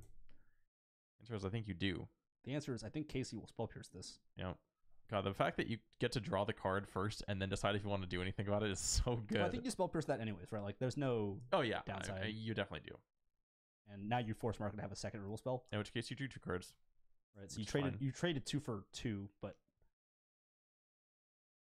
because you traded your creature in play plus your Spell Pierce for 2 cards. Yep. And that's like the best case scenario for Marco, and that electrolyzes his second kill spell. Yeah. Because it does get him a card back at least. Would have been so hilarious if Casey just like rips Mutagen Growth. It's like, no, you die. Yeah, the game's over. You lose. Inkmoth Nexus into Blighted Agent. Oh, okay, picks up Blight Agent off of one of those draws. Is it another creature that we're deploying this turn? Or is it a second Shaper Sanctuary? It looks like it's another creature. Yeah, Noble Hierarch. Noble Hierarch. All right. Well, Better turn for Casey because Marco did burn the Electrolyze, and I think that's probably just a one of in Marco's list. yeah. Engineer Explosives on 2 lets him deal with the Blood Agent, but he can't tap out for it because then he just died. Oh. Is Marco dead? This is scary. Is Marco dead? Did Marco kill himself? It's possible. So this Also, he brought in Circle Extraction. Oh, God. Oh, Marco's dead. That's lethal. holy crap. That's 2 mites and a Rancor? No, that's. I don't know why Marco's It's just- searching. Marco just concede. Animate double might plus Pendlehaven is 11 damage, or 10 damage, not even counting the Noble Hierarch Exalted damage. Marco's dead. Yeah, the fact that he... The fact that he's still searching means that he hasn't done the math yet. He hasn't counted the cards in play. Yeah, that's... Yep. Super dead. Super dead. That's not true. He could have a gut shot. You play the Pendlehaven first. Then... So you play the Pendlehaven, and then you animate your Ink Moth, and then you play Might of Olkrosa targeting your Ink Moth. Yes. If it resolves, then you play the second Might and kill him because that's 10. Yeah. And if it doesn't resolve, then you Pendle because he tries a Gutshot in response, then you Pendlehaven it. I don't like tapping that one. Yeah. Might It doesn't play around gut shot. doesn't play around Gutshot. Resolves anyways. Might. All right, Another 9, one. 10. Womp womp. Womp womp. 10 It's damage. like, hey, this is 10. 4, 8, 9, 10. Marco is dead. All right, so Marco with some misplays both games. So Maybe not very seasoned in this matchup. one, Although Casey had pretty busted hands both times, honestly. I'm not saying he didn't, but- but like, why are you popping the Engineered Explosive at Sorcery Speed? That's one of the few removal spells that Casey cannot interact with. It's true. Yeah, it's one of the. Those are one of the few Those are one of the things where like, yeah, this is fine. Like The Blighted Agent of attacks, I got that checked. And then if Yeah. he doesn't, I can have removal spells up. I don't know. I think Marco put himself in a corner there. And like the surgical, like, yeah, he should have just left up the E, and it would have also let him hold up a removal spell. I think regardless, yeah, and actually one of the best cards that you see for the matchup that Marco has is the Settle the Wreckage coming in from the board. But like, I think regardless, we were in a spot where the surgical, as soon as he surgical and saw Casey's hand, he should have just scooped it up. Yeah. All right, I'm gonna go see if we have a backup because that was pretty fast. Infect, guys, fast deck. Yeah. Infect takes it 2-0 over Jeskai Control. One of Infect's worst matchups. It's not Grixis Shadow bad. That matchup is actually the worst.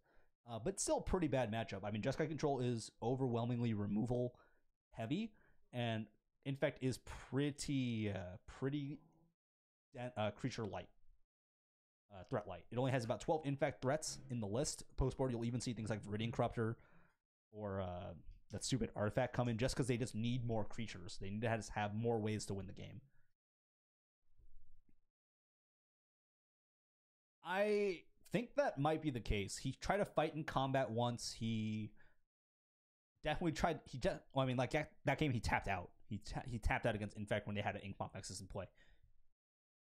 I think Marco is very inexperienced in the matchup.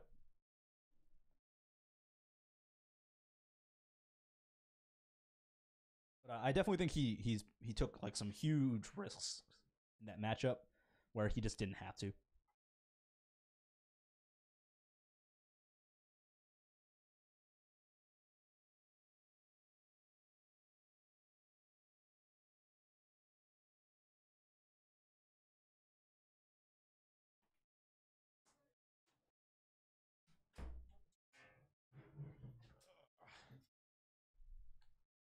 All right, so it's gonna be Patrick versus James.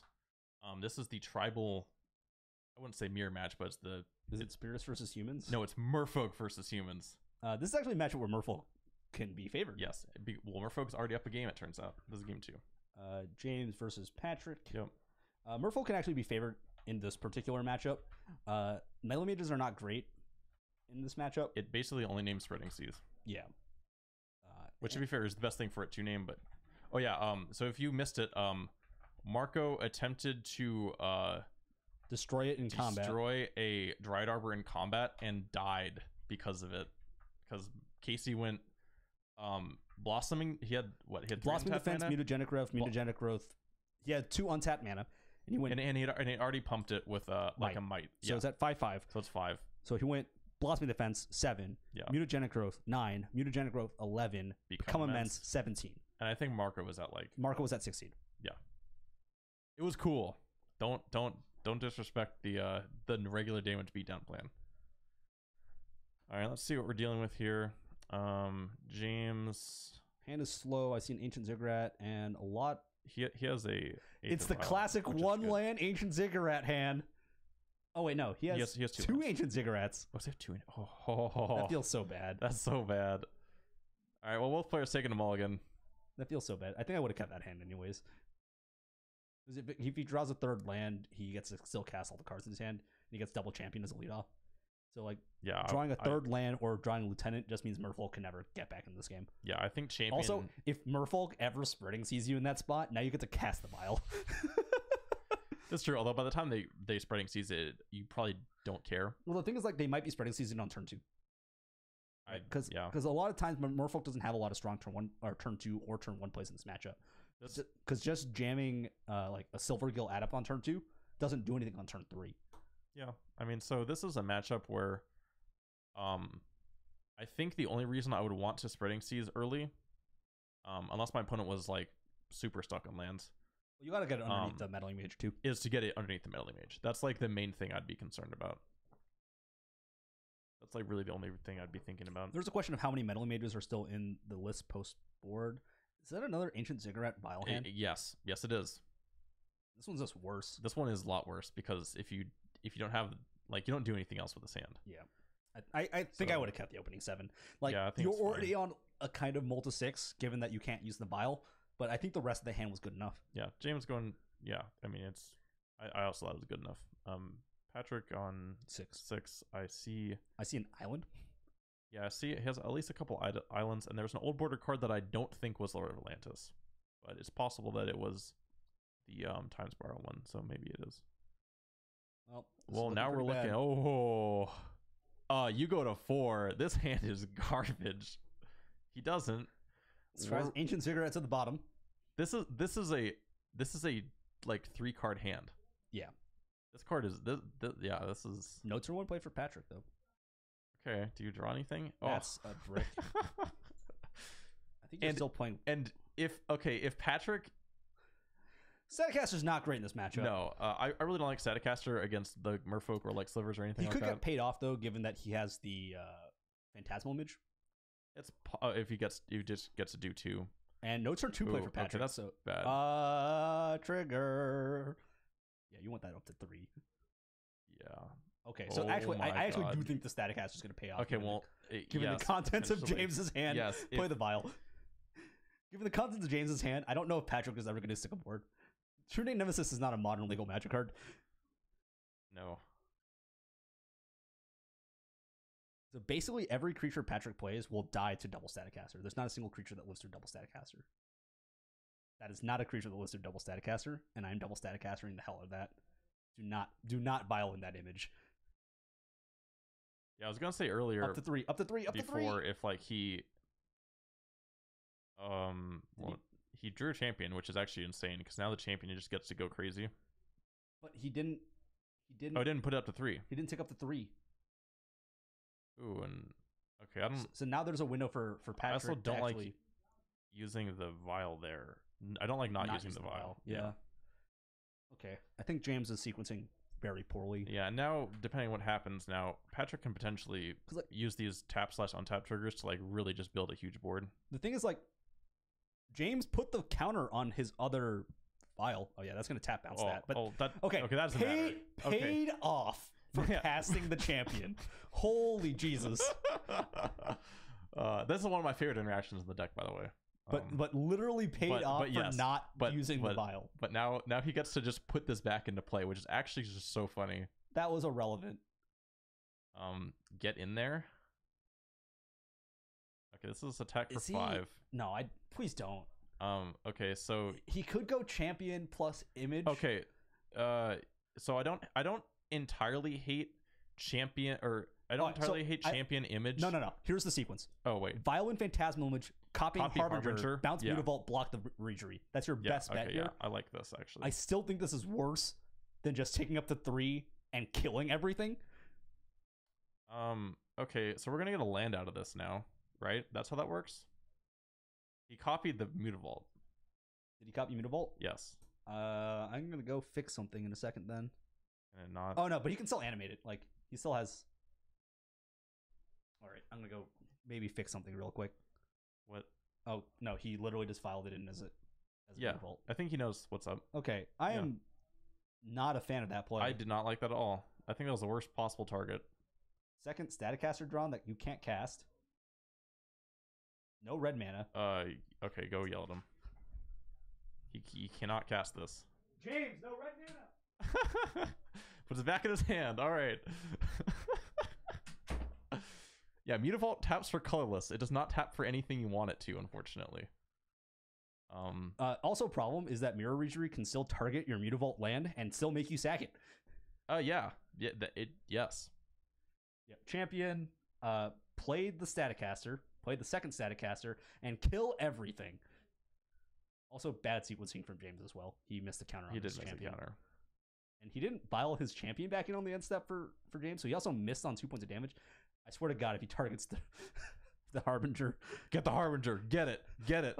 Get it. Come on, Merfolk needs another win. James, please. James playing a little fast and loose. So Phantasmal Image copied the Mutavault, which at least so when it enters, it's not activated, right? It's just a land. It enters as a copy of the card, Yeah, not a copy of its state. of its state. Yeah. So he actually just made a Mutavault. Now he has to read what Mutavault does, so he knows what his Phantasmal Image does. It is a human, which is slightly here's the thing, convenient, right? Like, but I think it's still the worst thing. Like, I think if he grabbed the Harbinger and then bounced the Regery, then he gets the trade off, and that's fine. Then that's pretty good. But like, my stance is still 2 copies of Staticaster is fine. 3rd copy is backbreaking. Like, Merfolk cannot beat 3 copies of Phantasmal Image. They can. Oh, no draw, don't draw. I swear to God, don't draw. You don't get to draw. Okay, cool. James is on top of some of his interactions. That's hilarious. This game is so dumb. Patrick's hand looks like a lot of islands, so it looks like it's just you playing. This is me. This is every game. So it's good to know that it wasn't the islands I was playing. It turned so if you either play Bucket Island or Mirage Islands, you still just draw a like 8 billion islands, and it's garbage. So I'm wondering what this is here. Now, so if he has Master Waves, yeah, blow up. It's gonna kill okay, you. well, yes, that targets. Yeah, that targets. That is dead now. So I do think that. Well, I mean, there's a second Staticaster in hand for James, anyways, and it's gonna kill both Harbingers. Yeah. Yeah, get in there. You don't block. You take this. Yeah. All right, cool. Yeah, so Land.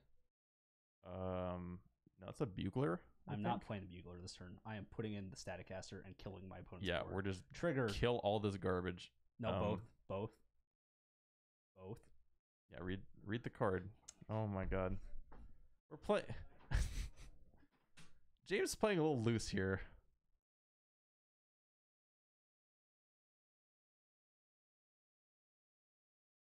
All right, so Patrick picked up a Master of the Pearl Trident. And one of his ways of getting out from under this thing is just to get 2 lords at once so that they're 3/3s. And then he can't get like Staticastered out of the game like all the time. Or get a Master of Waves because it has Pro Red. Master of Waves cannot attack through this board. No, but I'm saying, well, I guess it's not great. Okay, I mean, there's still 1 token for Patrick if Patrick didn't miss his trigger. No, that's a Master of the Pearl Trident. Oh, that's not right. Master Waves. I was talking about ways to like not get annihilated by these Staticasters. Now the Bugler's good. The thing about like Master of Waves is it still doesn't really play. No, it just kind of sits there. I am taking that Reflector Mage. Yeah, Reflector Mage is very good in this matchup, especially since Patrick does not have a vial of his own. Taking the Reflector Mage. I am not activating my Staticasters on my turn. And I am attacking with my big champion, the Parish. Yeah, might as well. It's huge. I don't like activating this on our own turn. Yeah, I don't like it. So the reason is because this way Patrick can now go like Lord and be out of range. Now, if he had Lord, he'd do it last turn. Well, Lord still doesn't play because of the Reflector Mage, but still. Sure, but I mean like on the board. Yeah. Okay, but he knows about the Reflector Mage. Yeah. Yeah, okay, never mind. Spreading Seas, whatever. Draw card. The one that, yeah, that one. No red mana for James. Not that it matters. Actually, I could get behind hitting the planes in case you're worried about. I don't know. Does humans play any sideboard cards that like aren't humans, or like that you actually need to tap? Like that aren't creatures? No. Yeah. Okay, that's what I thought. Okay, then never mind. That was the right pick then. Picks up another one of those. Attack for 6. Yeah. Your game plan is real straightforward here. 6 you. Oh, did you know Militia Bugler has Vigilance? Did you know Militia Bugler is a 2/3? I did know that. Why is it a 2/3? Dismember? Targeting. It sucks that he has to do this on the. I don't know. I mean, you still do it, right? So take 4, take 6 still. Go to 7. I feel like I feel like you almost. I think you might have targeted a Static Caster. Yeah, that's what I was instead. thinking because you still can't play anything, right? I mean, he just drew Master of Waves, but that doesn't do anything on this board. You get some 2/1s that then immediately die, and you have a red blocker. It makes your Mutavault a 3/3. If you block, so this is the test now. I'm still attacking with my copy of Militia Bugler next turn, and if my opponent animates his Mutavault, I might Reflector Mage that Master of Waves. Yeah. Or if he like animates right now, we are Reflector Maging the Master of Waves. Oh, he's going for it. Reflector Mage the Master of Waves, block and kill that thing. You see, Patrick pointed to the Master Waves, which means that James probably knows that this is a 3/3. Why is he blocking like this? James is not on top of. Kill that. Okay, kill the elemental tokens. Nope, that's pro You red. cannot do that. Okay, now James is sad. That's a 3/3 because it's an elemental. Okay, well, we found out a way out of the Static Caster lock. Was just hope your opponent just lets one die. I've had this happen before, but it's mostly because people don't know what slivers do. But it's like, I'll tag with this thing, and it's like, oh, I'm going to block this Static Caster. And they're like, yeah, it's like a 4/4. All right, so play the Noble Hierarch. We're still holding on to this this Reflector Mage, which I think now bouncing, like, Well, you don't have to like now. You're just yeah, but and now end of turn. You're just like bouncing whatever he plays, and if he doesn't have a blocker, you win. yeah. Another Dismember, which is not good when you're at 4 life and have no black sources in the deck. Can't cast that one. Yeah, I mean, you can. Yeah, it will kill you. The answer is Yes. there is a way out. On your own terms. I no good attacks. don't see what the other one was. And you pass. This is some pretty. This is an upkeep? I think this is end step. Okay, he untapped his lands, but whatever. Okay, he was like... Alright, anyway, this should be... Mana Kite Self Rebooter. Sure, take... Wait, what? What? Is that a spell? That's a Spell Pierce. Spell Pierce? You know what happens when you look at this hand? I just say, you can keep it. Yeah, I don't care. Because now you're dead. Well, no, because he's going to animate Vault and block. But Oh, sure, whatever. he goes to That's 2. right, yeah. And then he dies. And then he probably dies. I don't actually know what he could draw. I guess it's Silver Eel Adept. No, he can't even play Silver Eel Adept. It just dies. Because it... Yep. There's Well- that Aether Vial. Okay, that's the real reason why Patrick lost this game, is because Patrick does not have Darksteel Aether Vials, and James does. Or I guess I should say Sal. This is still Sal's deck, right? No. Oh, this is James' deck? Yeah, No? James actually owns a lot. Like, he actually owned, like, all the caverns and all the vials. He didn't have, I don't think, nobles, but he had all the other kind of expensive No, pieces. well, good on him. All right, well, that's cool, because he has Darksteel Aether Vials, and Patrick doesn't, so... This game was not great. This was... Okay, do you remember James' opening hand when it was 3 lands and 2 Aether Vials? He won this game, Yeah, and he misplayed like 4 times. this was not great. This was Patrick's game to lose, and he lost He somehow did it. He somehow did it. I mean, so he did keep a hand in Merfolk with no 2-drop, which is very hard to do. Well, no 2-drop, no 3-drop. No, he had a 3-drop. He had the Oh, sorry, he had the Reachery, but also no 1-drop. And I guess his 2-drops were all like... He must have had double Harbinger in his opener, right? And thought it was going to be good enough. I would definitely play the Harbinger on 2. I want the bear. Like, Yeah, your whole deck. I mean, you need to get the game going. I mean, your deck you know? is blue dot bear. Yeah, I mean, he also he had 2 islands that game, and he instead of playing, I mean, I guess it makes sense if you're doing that line, but like he didn't play the Mutavault. He played the Mutavault on turn 2 instead of playing double island and doing anything. So I don't know. I mean, like, that's kind of a bear, but it's less good than an actual bear where you don't use mana to It's a animate bear it. with upkeep, like sort of. Yeah, upkeep, tap 2 lands. Yeah, if you want to attack this turn or block or whatever. Anyway, so put a shuffling up for game 3. Or I guess James is done. Patrick still shuffling. But that's fine. Those sleeves look like they are not shuffling right. They look like Ultra Pros. Yeah, I think they got rid of the stupid sticker on the Ultra Pro sleeves. I hope they did. God, those things are so bad. All right, Meddling Mage, Rex Sage, Meddling Mage. Oh, I guess to hit Spreading Fourth Seas. Bridge Prowler. Rex. Wow, that's a lot of. It's 2 Rex Sages? It's 2 Rex Sage, 2 Meddling Mage, and a Fourth Bridge Prowler. What's the Prowler do? ETB, give a creature -1/-1. How much does what? 2 mana. 2 mana. 1/1. 1/1. It's not great in this matchup. That's not. Why is that in the deck at all? I still don't think I'd mull that hand. No, I don't think I would either. I wonder what Patrick's hand was. Like, you Meddling Spreading Seas and you Meddling Mage, I don't know, Mirror Regery, Lord of Atlantis, Master of the Pearl Trident. One of those. Yeah, you name a lord probably, or I guess maybe Harbinger, depending on like the state of the game. Well, I think if you have the Spreading Seas checked, right? Like With the Rex Sage, so you don't care with your entire hand. I think I still name Meddling, like still name Spreading Seas because that's still the card that can beat you.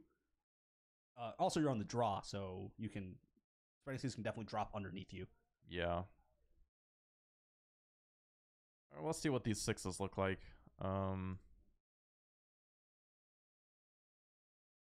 Noble Hierarch, Phantasmal Image, Meddling Mage. That was Okay, intended. well, I believe that's a Horizon Canopy as his land. yes, this is. He has 1 land. I keep. You still keep it. Patrick going to 5. That's bad. Well, the last time someone mulled to 5, they won. That's true. But also, the last time someone had, is it Staticaster and a way to copy it, they won. So it's gonna be hard for Patrick, I think. I mean, James still doesn't have a red source to cast the Staticaster. This is true. So, like, right now his sequencing is looking like Noble Hierarch, Meddling Mage on Spreading Seas into Lieutenant Phantasmal Image, maybe. Yeah. But, like, he needs to scry a land to the top, is what I'm thinking. I do think Humans is the better Vile deck in the matchup. That's Okay, land, Lord, Spreading Seas. That's about as good as it I gets. guess yeah, that's what you want. Okay. I believe that's an Ancient Sacred on top or Unclaimed Territory for James as well, so I'm leaving that on top. Yeah, you want the land.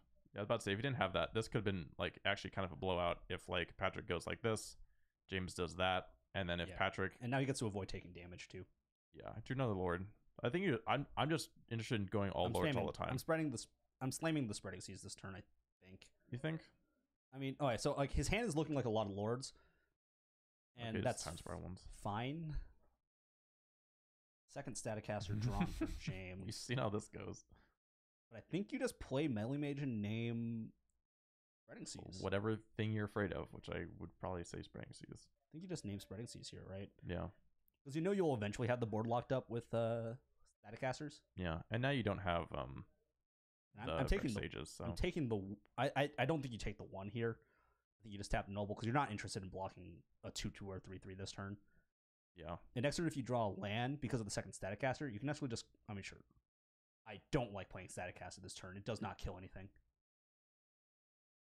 There's literally not a creature in Patrick's deck that it can kill. Yeah. Once the Lord's out, can't do it. Like, it doesn't even kill Master Wave tokens because Master Waves is not getting played next turn. Yeah, I can't. Yeah. There's nothing it hits. It also has Flash. I'm not playing Lieutenant. I'm playing Meddling Mage, and I'm naming Spreading Seas. I think that is the single best line that you can make here. And I also agree with tapping the Noble. There's no point in taking the damage. Yeah. All right. Okay. Naming Seas. Something. I'm sure. I hope it's Spreading Seas. I think Spreading Seas is the only card that makes any sense to name. Patrick was thumbing his Spreading Seas as it was named, so I feel like it's Spreading Seas. Oh, do you bounce the Noble? Master of Waves? Okay. That's a shot in the dark, which actually is, oh wait, Master of Waves. That's bad. I thought it was named Master of Pearl Trident at first, which I'm like, that's good because he has one in his hand and it's a lord. Anyway, so yeah, how did you feel about bouncing the Noble? I think it's worse than just deploying more. Oh yeah, I guess you don't get the attack. Yeah, the issue is 1, you don't get the attack, and 2, you don't know if James doesn't have another land in his hand. If he Yeah, does that's have true. another land in his hand, you don't actually benefit very much from the sequencing. Yeah, not too much. Staticaster is now pretty much blanked. Yeah, now this is the problem with Staticaster against the Lord decks, is because if they get going, those Staticasters aren't doing anything. So I think your opportunity now is just trying to race. Yeah, they were like good the first. I am not tapping Noble Hierarch. Well, if you're playing the Lieutenant. Okay, now James does have mismatched Horizon Canopy, so that's probably why he's going to lose this particular game. Down to 16. Lieutenant's going to pump the team. Yeah, he's like, hey, this is like your guy. But instead of giving Island Walk, it just becomes huge. The fact that he didn't name Spreading Seas means that there is no blocking that's going to be happening for Yeah, James for the rest blocking of is the game. over. So this is an attack for 4, down to 16. Unfortunately, well, he could copy Master of the Pearl Trident to get an unblockable creature of his own. This is true. Important to copy Master of Pearl Trident and not Lord of Atlantis, because Lord of Atlantis gives all Merfolk +1/+1 Island Walk. 2 mana. This is looking like a Harbinger. Later. All right, so now James gets to fix his mistake if he so chooses. I don't think he will. This is an attack for 6. Yeah, which I believe James just has to take this on the nose. I don't think James can win this game right now. It's looking very hard. These Staticasters are now very bad. And He needs to basically deploy all 3, and without the Vial, I don't think he can do it fast enough. no, it's like over the course of 2 turns minimum. And like, I don't think ever naming Master of Waves when your opponent's on 2 lands and you have Staticaster in hand is ever the right decision. Yeah, because you just check that with that thing anyway. Okay, but James is having a lot of lands now, so maybe I mean, he can does play have- 2. he He has- can play 2 copies, but like that's still not enough on this board, right? Like he needs 3 copies, and then he dies, right? Because Spreading Seas is in hand for Patrick. There is no blocking being done for James, Yeah. right? That's a 6 on board or 10 on board. So if James or if Patrick draws a land, and if the Melee Mage doesn't name Spreading Seas, No, it's or, right? Like either or, right? Like if Patrick draws the land and James taps out, James is still dead. Right? no, James does not name Spreading Seas, James is 100% dead. yeah. Well, I mean, he's gonna be dead over the course of 2 turns, but he might just be dead now because right now Patrick has And that's game. 14 damage in play. That's game. What Well, if he had 10 on board already, like just with the Spreading Seas. 10 unblockable damage on board already. But instead, James is James at 9. yeah. James is at 8 now. actually. I'm sorry. I'm smart. Yeah. I'm looking at Patrick. So I'm like Patrick can kill his life total in damage if he It's drew an a attack land. for 5. That doesn't matter. You're just No. like whatever. I'll Shrug. take it. And Patrick's just going to go ahead and cast Spreading Seas and Yes, end this game. because he can. Yeah, cast the Vile Warrior at it. Might as well get your money's worth. Show off that inferior art, and then win the game. Spreading Seas. Oh, Spreading Seas a thing. Doesn't matter what your Spreading Seas. You hit the Horizon Canopy for BM purposes. Aether Vial. Yep, do in it. for 10. And James is dead. You cannot block this. 10 unblockable damage coming across the board. James has no answer. He has no mana. And he's Except dead. hand. All right, Patrick takes it 2-1. Merfolk, the strictly better I think it was just a poorly tribal deck. I think it was just a poorly played game from James's side. I think naming Master of Waves when you have Master of Waves checked with Staticaster is just almost always going to be the wrong play. Yeah, I will agree. I think the only reason why you're leaving a Melee Mage post board against Merfolk is just to name Spreading Seas. Because you can't cut other stuff, Yeah, essentially. it's not.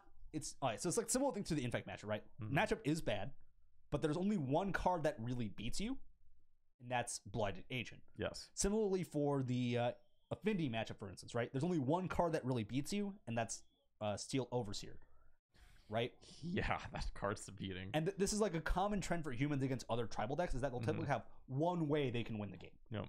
Right? Like everything else you can fight over. But if it's specifically that one card, you get outpaced too quickly. In Merfolk's case, that one card is just Spreading Seas. Because unblockable in Creature Mirrors is the best thing you can be doing when you're trying to race. It's insane. Yeah, so we saw Patrick. Patrick cited out 2 copies of Spell Pierce, and there's still one in the deck. No, he cut them in the second. Oh, game. he revisited them? I'm pretty sure he cut them in the 3rd game. Yeah, because he brought in Echoing Truths and the new guy that Merfolk Trickster. No, the 1/1. The thing that what's the white legacy card that like stops something from entering play if it wasn't cast? Stupid Containment Priest copy. Yeah, Mistbinder. it's Mistcaller. yeah, whatever that one is. Mistcaller? Is Mistcaller I think Mistcaller's the Lord. I should know this. No, I'm on. I am Oh, on. it's just called Mistcaller. I am on. What's the blue green Lord? Mistbinder? Oh, Mistbinder. Yeah, okay. Merfolk Mistbinder. No. It's Merfolk Mistbinder. Yeah. Yes. Wow, you actually have to type it in order? Oh, God. Yeah, Gather is terrible, guys. It's well, okay. No, so if you just search so if I search Mistbinder, Mistbinder. Hello. I think it actually just took you straight to. Yeah, if I search Mistbind, it'll get me Mistbinder. That's terrible. And Mistbind click. Okay, so round 3 is going up. Interview James, please. I'll let Will berate him afterwards. James, please. We'll have some time for that in a second. That was not great. Anyway, I'm gonna go. We're gonna go see who's gonna be on here in 1 second. Yeah, Merfolk, definitively the best.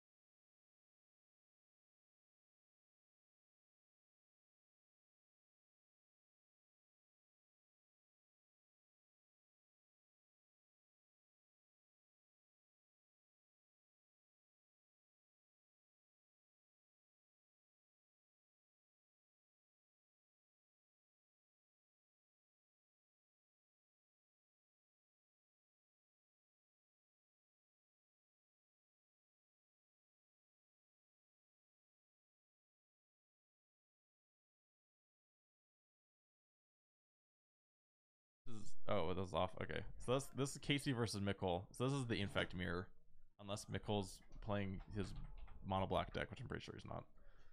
If he's playing his mono black deck, this is a pretty good matchup for his mono black deck. It's actually probably it is actually. That deck has a lot of removal in it. Thoughtseize, removal, everything, everything you would want. Yeah, a 5/5. I'm here for Tekken 7. Well, you came to the right place for one of us. Are we streaming the right game? I hope the game in the description of like the Twitch description is Tekken 7. I hope so too. For some reason, I really hope it is. I mean, I will talk about Tekken 7, but don't get Will started, because it will not end. But I'll have you know that I main Bob, and it's begun. It's the big fat man. All right, so we should probably bust out these green numbers, right? Like preemptively. I feel like these are going to be necessary. You know what?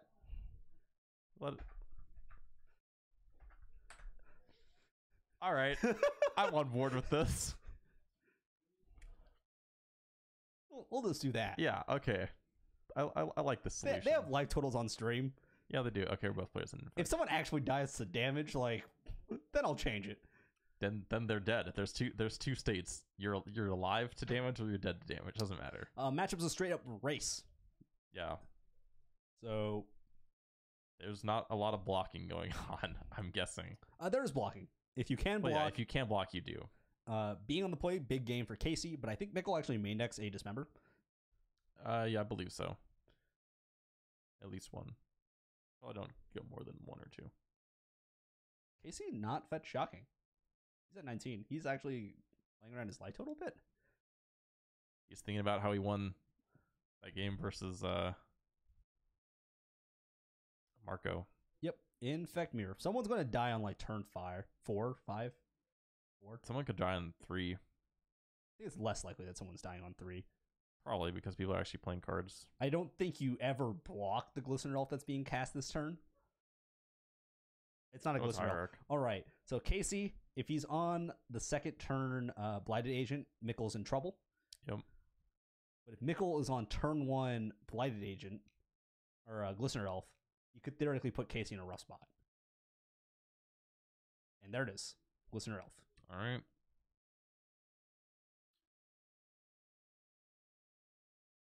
Counting up here, up to 10.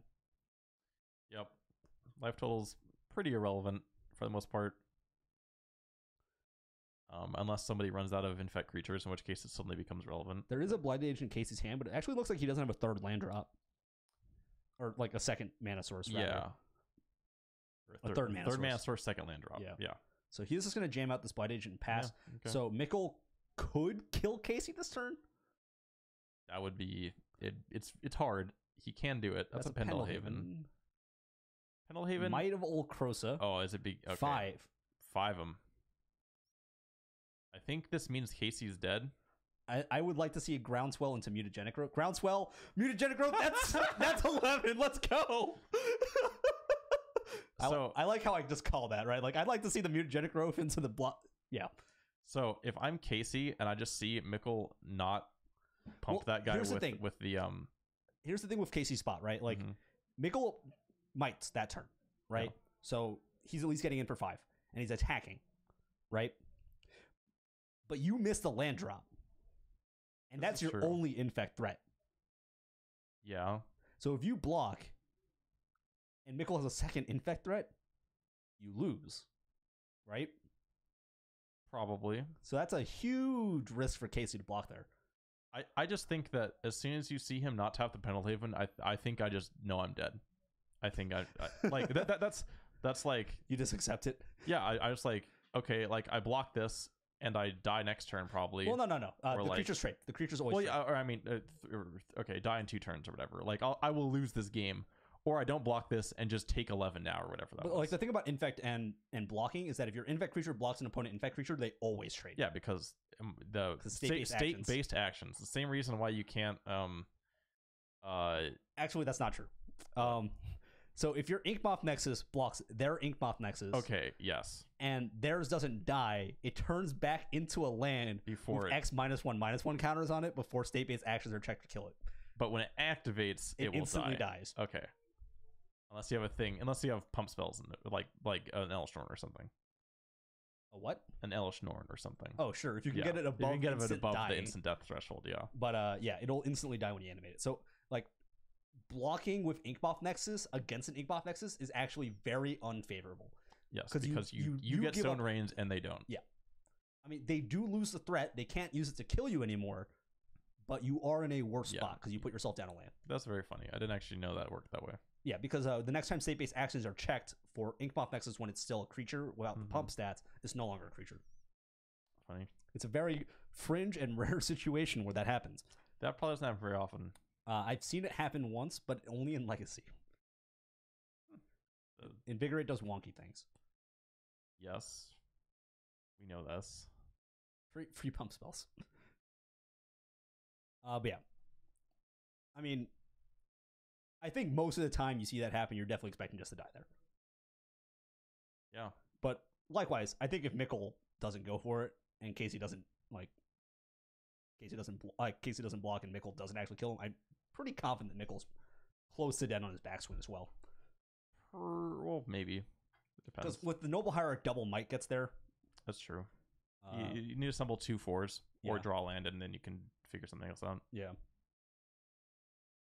So not a great spot for Casey. Also, like Vines of Vastwood is very important in the mirror match because you can vines your opponent's creatures to counter their pump spells. Yes. It's Vines is worded very peculiarly.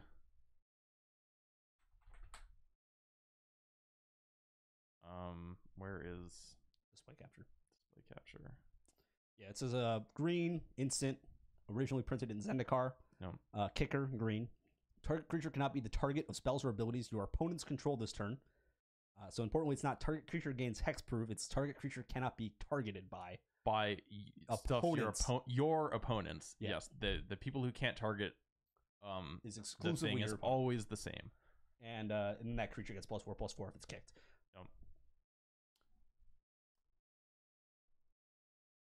So it's pretty funny. I feel like Spell Pierce is a very important card in post board, right? Yeah, the cheap tempo counter spells are going to be relevant. Spell Pierces Anything that can interact with creatures are going to be relevant. And also, Vines of Basswood is going to be one of your best spells in the matchup. Obviously, turn 1 threat is the best thing you can do because you can threaten turn 2 kills with that. And it's very rare that Infect is capable of stopping that, basically, while also trying to advance their own game plan. And that's the real concern for Infect, is that, like, to advance the game plan means not deploying threats, and deploy threats means to risk losing. Yeah. Man, next time I play Modern, putting Gutshots on my sideboard. Just 4 copies? I don't want to lose this nonsense. Maybe 3 copies. What happens when your opponent goes, like, turn 1 Chromatic Star? And you look at your 3 Gutshots in your sideboard and realize this could have been anything else. Yeah, whatever. You're like, we'll take... okay, so if it's KCI, I just give up. I'm just like, whatever. I can't beat this deck. I guess you stare at your Merfolk. Slivers could probably actually beat that deck if they get the disenchant guy. But I mean, if you have mana on top of it, because otherwise they still can just kill you. If you're on the play, you're talking about a deck where, like, Extirpate isn't good enough.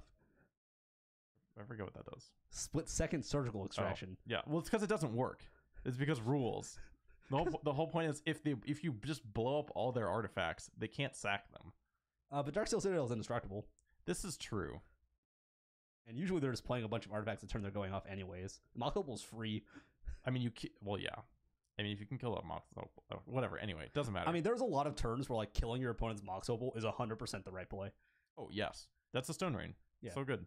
Anyway, but if I'm playing against, like, Tron or whatever, I'm just like, I have sideboard stuff for Tron. Well, in Slivers. And Dredge, I just give up because you can't win that matchup. It's so bad. Mainboard Relic. Yeah, if they are running the mainboard Relic, it's even worse. Casey on a Mold 6. Nickel on a Mold 6. All right, we're going down. That's a lot of mulliganing we've been seeing on stream today. Yeah, this is we didn't see anybody keep a 7 in the game we just watched, the tribal matchup. They both kept 7s in the previous game, but I mean, we're like 3 for 4 on mulligans right now on stream from the last 4 matches. Yeah. I don't think there were any mulligans. No, and Carlo also mulled to 4 in round 1. And 1. Yep. We've been seeing... Okay, so this is a lesson in why you should mulligan. Because the people who have been mulliganing down to get the good, like, quote-unquote good hands, even though both... I think all the hands we've seen on low hands or low numbers were pretty bad. 1, somehow. So... I once kept a 4-lander against... Like, that was my entire hand, was 4 lands. In Legacy... against Sneak and won that game. Did you just, like, pull Caracas and they put in Emrakul and they lost the game? No, they hit me with an Emrakul that game and I still won. Because you had a bunch of lands. No, I went land, port, plains. Then you put Sneak Attack in the play and hit me with an Emrakul, and I have this Caracas in my hand that I didn't play because I didn't want to lose it to an Emrakul attack. Okay. And then he didn't draw a threat. And the Caracas had him checked because he only had 1 red mana. Amazing. And then eventually I drew a Phyrexian Revoker. The game ended. So no threats for either player on turn 1. Casey liked his scry, so he waited on his fetch. And also in a matchup where your life total is not the most threatened resource. Yeah. Not terrible, just take an extra 2 damage.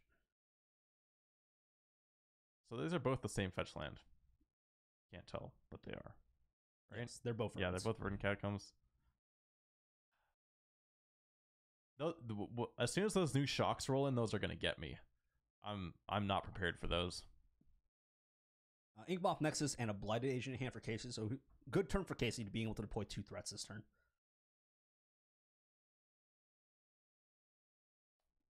Invisible Stalker. Invisible. Okay, this is a Boggle. This is like if Blighted Agent and Boggle like had a baby. I mean, it's 2 mana, but I mean, it's not actually Blighted Agent Boggle. It's a blue Solana Ledgewalker. Yeah, well, it's Blighted Agent because it's unblockable, and it's a Boggle because it's hexproof. Like Solana Ledgewalker. And it's 2 mana. Solana Ledgewalker is already almost unblockable. It's can't be blocked by creatures without flying, which, as far as this format is concerned, is almost unblockable. Get annihilated by spirits or affinity or whatever. But yeah. Anyway, what I'm gonna say is it has the exact same. It's exactly the same as Blighted Agent, but they just swapped a keyword with another one. Yeah. This is a sideboard plan for removal heavy matchups where you're expecting this kind of thing. Yeah, I'm guessing in this case he probably didn't bring it in because of removal, but he brought it in so it's another blocker / threat. My concern is that I don't really think realistically damage gets there. Like, if Mikkel has a Blighted Agent this turn and Casey can't remove it, I think Casey still just dies. Yep. But it looks like it's just a Glistener Elf instead. Okay, well, in that case, not too bad. Off to the races is Casey then. Down to probably 14, maybe. Yeah. Just 16. Notably, this one is probably gonna be good enough as a blocker. It's really hard for Infect to get trample. I think the only way they have it is Rancor. There's Rancor, but there's also Distortion Strike to give it unblockable. Yeah, there's a couple ways. But for the most part, 2 mana. What's 2 mana? Wild Defiance. Spellskite. Oh, That's a good one. And a Rancor. Oh, baby. I like to see a Spell Pierce here if Mikkel has it. Honestly, Mikkel also has a Spellskite in his hand. Oh, yeah, he does. Oh, this is good. This is gonna get really stupid. Casey's Spellskite's a lot better because Casey's Life Spool isn't being threatened and Mikkel's is. Yes. Yeah, it's true. Can't block. You're taking 3. Yeah, can't block it. Get in there. This that's hilarious. Yeah, so these players could potentially just go back and forth forever until one of them stops paying life. Yeah, the answer is Mikkel loses. Yeah, that's really funny. Forest coming down, maybe a Nature's Claim for Mikkel. Just gonna be a game of hot potato. I don't mind the Nature's Claim here on the Spellskite because it actually means that Casey could die. Dismember. Down to 11 is Mikkel. Just And Casey could still die. Pump here. it. Ah, fuck. Okay, didn't have the free spell. Yeah, no Giant Growth. Yeah. All right, so Mikkel looking to see if he can assemble plus 9 points. Might of Old Krosa. That's a good Land. Oh, Fetch Become Immense. Landfall. Fetch Become Immense. Or Groundswell. Groundswell is still only 9. That's not lethal. Oh yeah, it needs 10. 5. Like whatever. And Become Immense. That's game. That's game.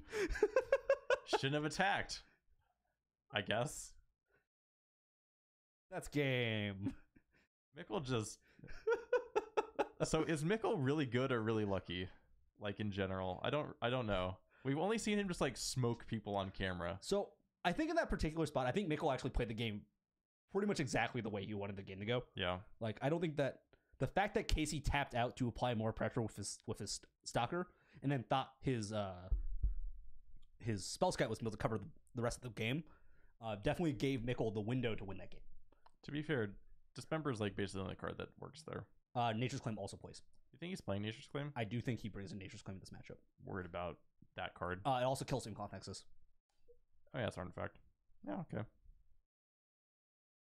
Yeah, and oh, that's I forget what that guy's called. The bug. Yeah, Ichor Club Mirror. Yeah. So I do think that you bring in Nature's Claim in the matchup because I think there are enough hits. Post board, if you're expecting Spellskite, which in the blind you might these days because Infect does play it a lot in the sideboard currently. Yeah, it's one of the only decks that really still plays it. Yeah, since Splinter Twin got banned.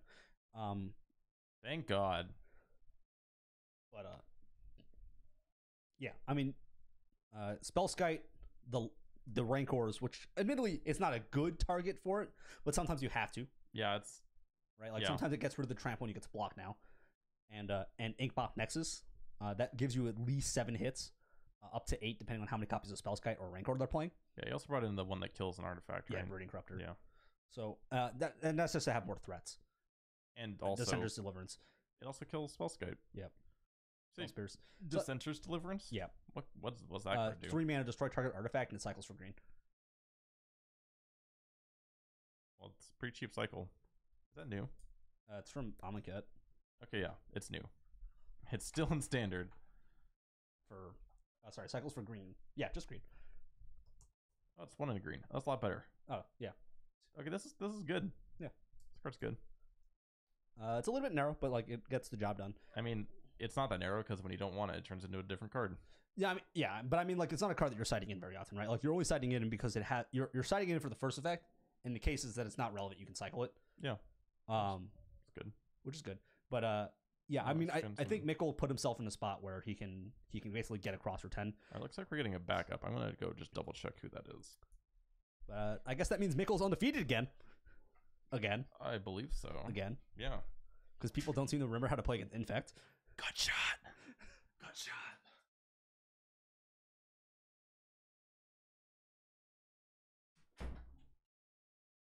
Looks like Carlo. It's Carlo versus Mike Larson, which means we're gonna see some more Bant taking turns. I'm guessing. He's still trying to figure out this deck, right? Or is he on to a different one? I think it still turns.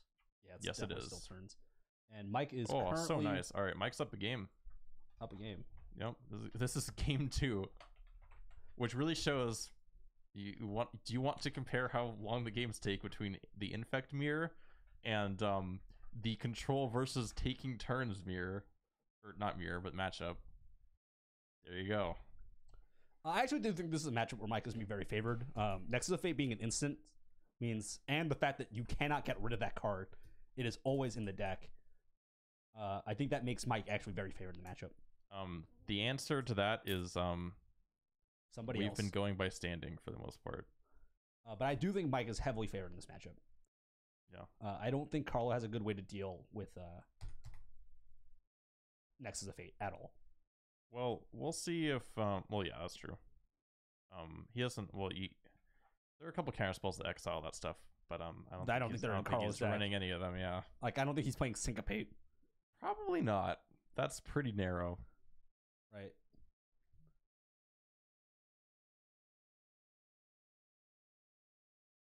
Is that a We'll rest in see. peace? That is a rest in peace. I'm Which- not confident of that one in this matchup. I don't Down to think- 5. So if history goes to show you, apparently mulliganing means your win rate Carlo's goes gonna up. win this game now. Yeah, because you see, if you mulligan, you find a better hand. That's the thing, right? Your old hand was bad, so you ditch it and get a new one that's better. That's the idea. That's the idea. So that the best hand. That's a nice high five close up right there. As a point of reference, if Mike Larson does win this round, he is going to get ready to get just mauled by Infect. I think there is zero chance he ever beats that deck. Like 0. You can, Land go. Yep. All right. Land go. We're gonna see a bit of this. Land go. He still has pass in here. That kind of surprised They're me. playing a little fast because they know that this is gonna take forever, probably. Mike can take his time. He's up a game. No. These are the good types of matchups to have on backup because you know they're still gonna be going on. The issue is you don't know if they're going to be going on in game 1 by the time your main feature is over. That is the nightmare, which I guess they were only just done with game 1. All right, Mike with the breeding pool tapped, untap. Please do not enchant that breeding pool. That is like one of the ways you can actually lose, is getting your one breeding pool just blown out by a Field of Ruin. Land go. Land go. He only plays one breeding pool, or just No, like he plays multiple breeding pools. The issue is but you he mean, plays Utopia Spells. if it's stacked up, yeah. He plays Utopia Spells. So don't make that risk. Just enchant a basic forest. Yeah.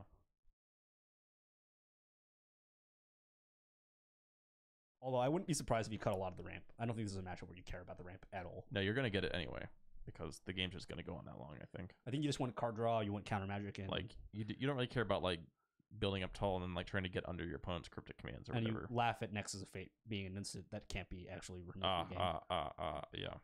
Like you're gonna win a lot of games in this matchup. That's what we're going. End of turn, Nexus of Fate. And they're gonna like have to counter that because otherwise he gets 2 turns with all of his mana. Yeah, it's a replacement effect, right? It just goes Yeah, in it's the a deck. replacement Okay, effect. Yeah. So Rest in Peace doesn't do anything against it. No. I mean, you can exile it if you want to, because you're bad. Utopia Sprawl, That's- naming blue. I don't think that's true. Yes, because it's 2 replacement effects. So both of them apply to your card, and you get to decide which Oh, order yeah, they you're apply right. it. Okay, no, you're right. I know about this rule. I've used this rule a lot. Regeneration is a cool keyword. I don't know about that remand. I didn't He remanded the see what he Snapcaster remanded. Mage. Okay, I'm paying attention. Don't need this guy up here anymore. I don't know about that remand. Yeah. I guess he doesn't want the clock, but it's still a slow clock. And Carl's on a Multi 5. This is true. I don't know. Maybe he just wants to find some more action. I don't know. His hand is full of lands. He has a lot of lands. Action being the loosest possible definition of the word in this matchup. That's fine. Sorcerer's Console would be really good if he has it here. How do you feel about Mike playing both that full art Amonkhet forest and like the revised forest? I would probably stick to the Amonkhet full arts. Revised or white border. That's the point. Dude, you're playing a taking turns deck. You're supposed to be BM. Man, this sucks. He plays islands. He can't run choke. Yes, he runs islands. His deck is trying to cast blue spells. There's Whatever. probably a Teferi in this deck too. What do you like better? I guess you probably like the Floods better versus let's say Carlos Lorwyn.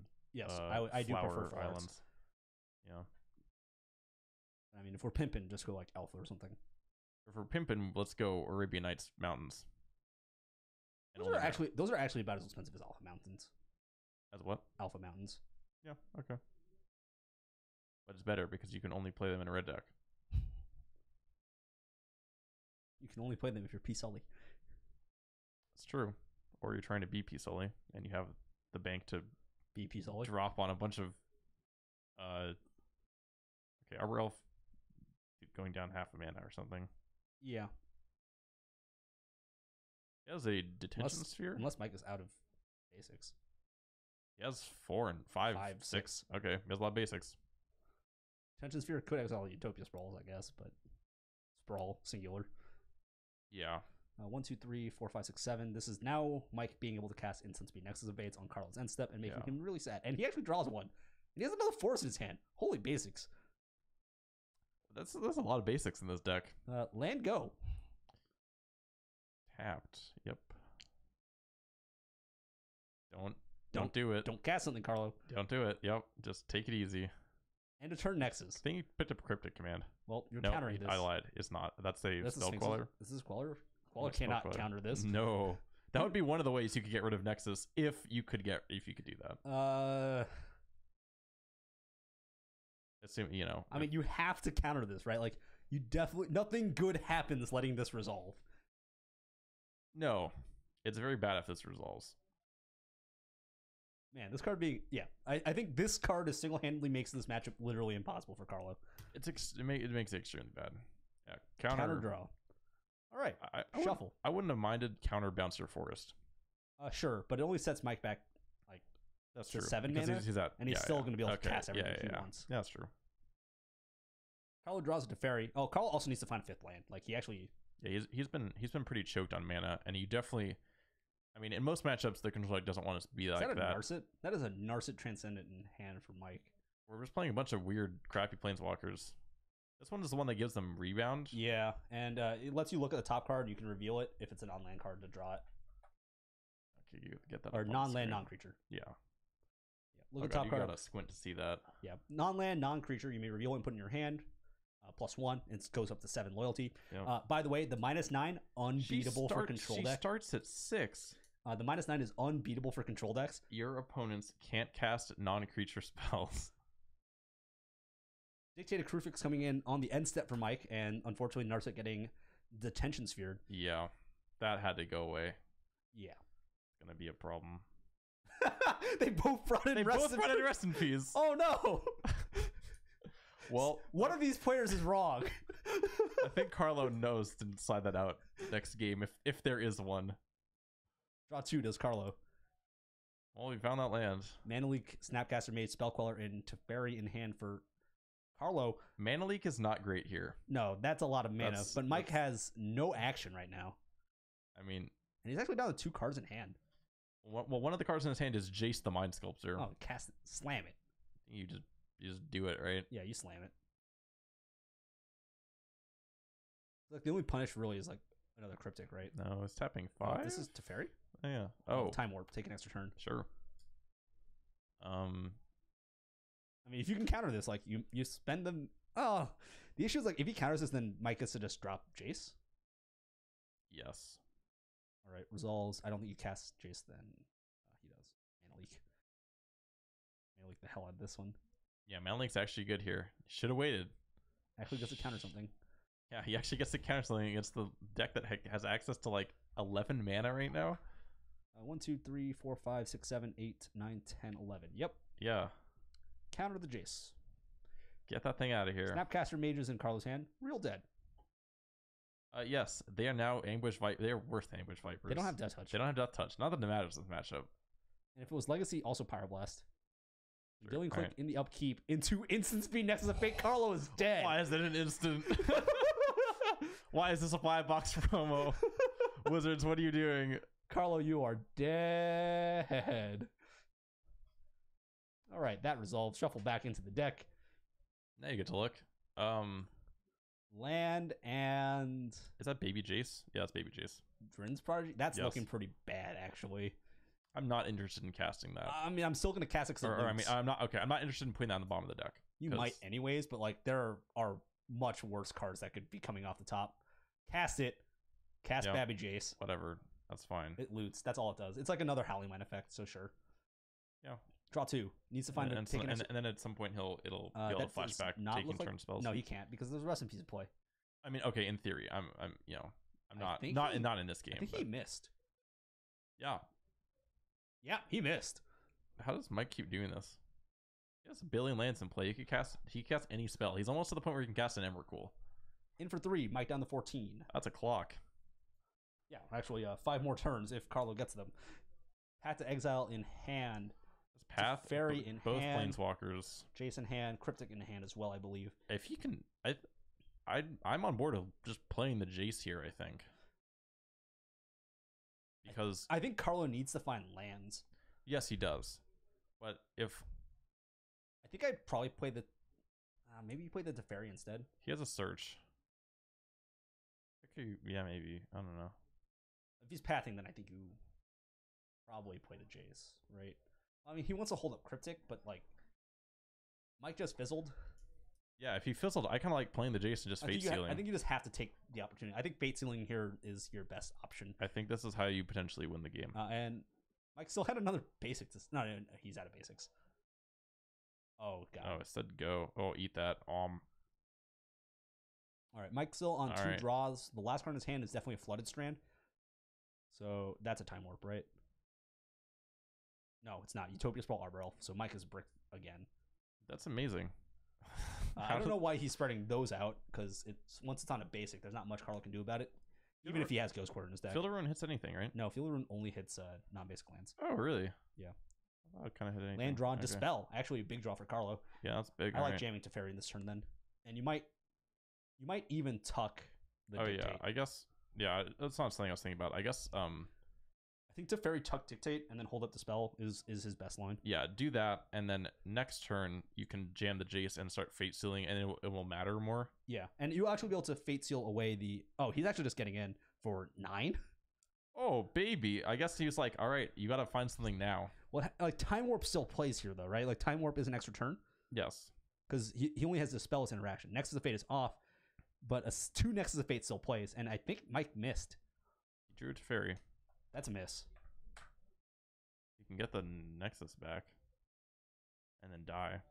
I mean, not the Nexus, the other thing. The Dictate, yeah, but then yeah, he dies. Or I guess you could. What's the Narcissus minus?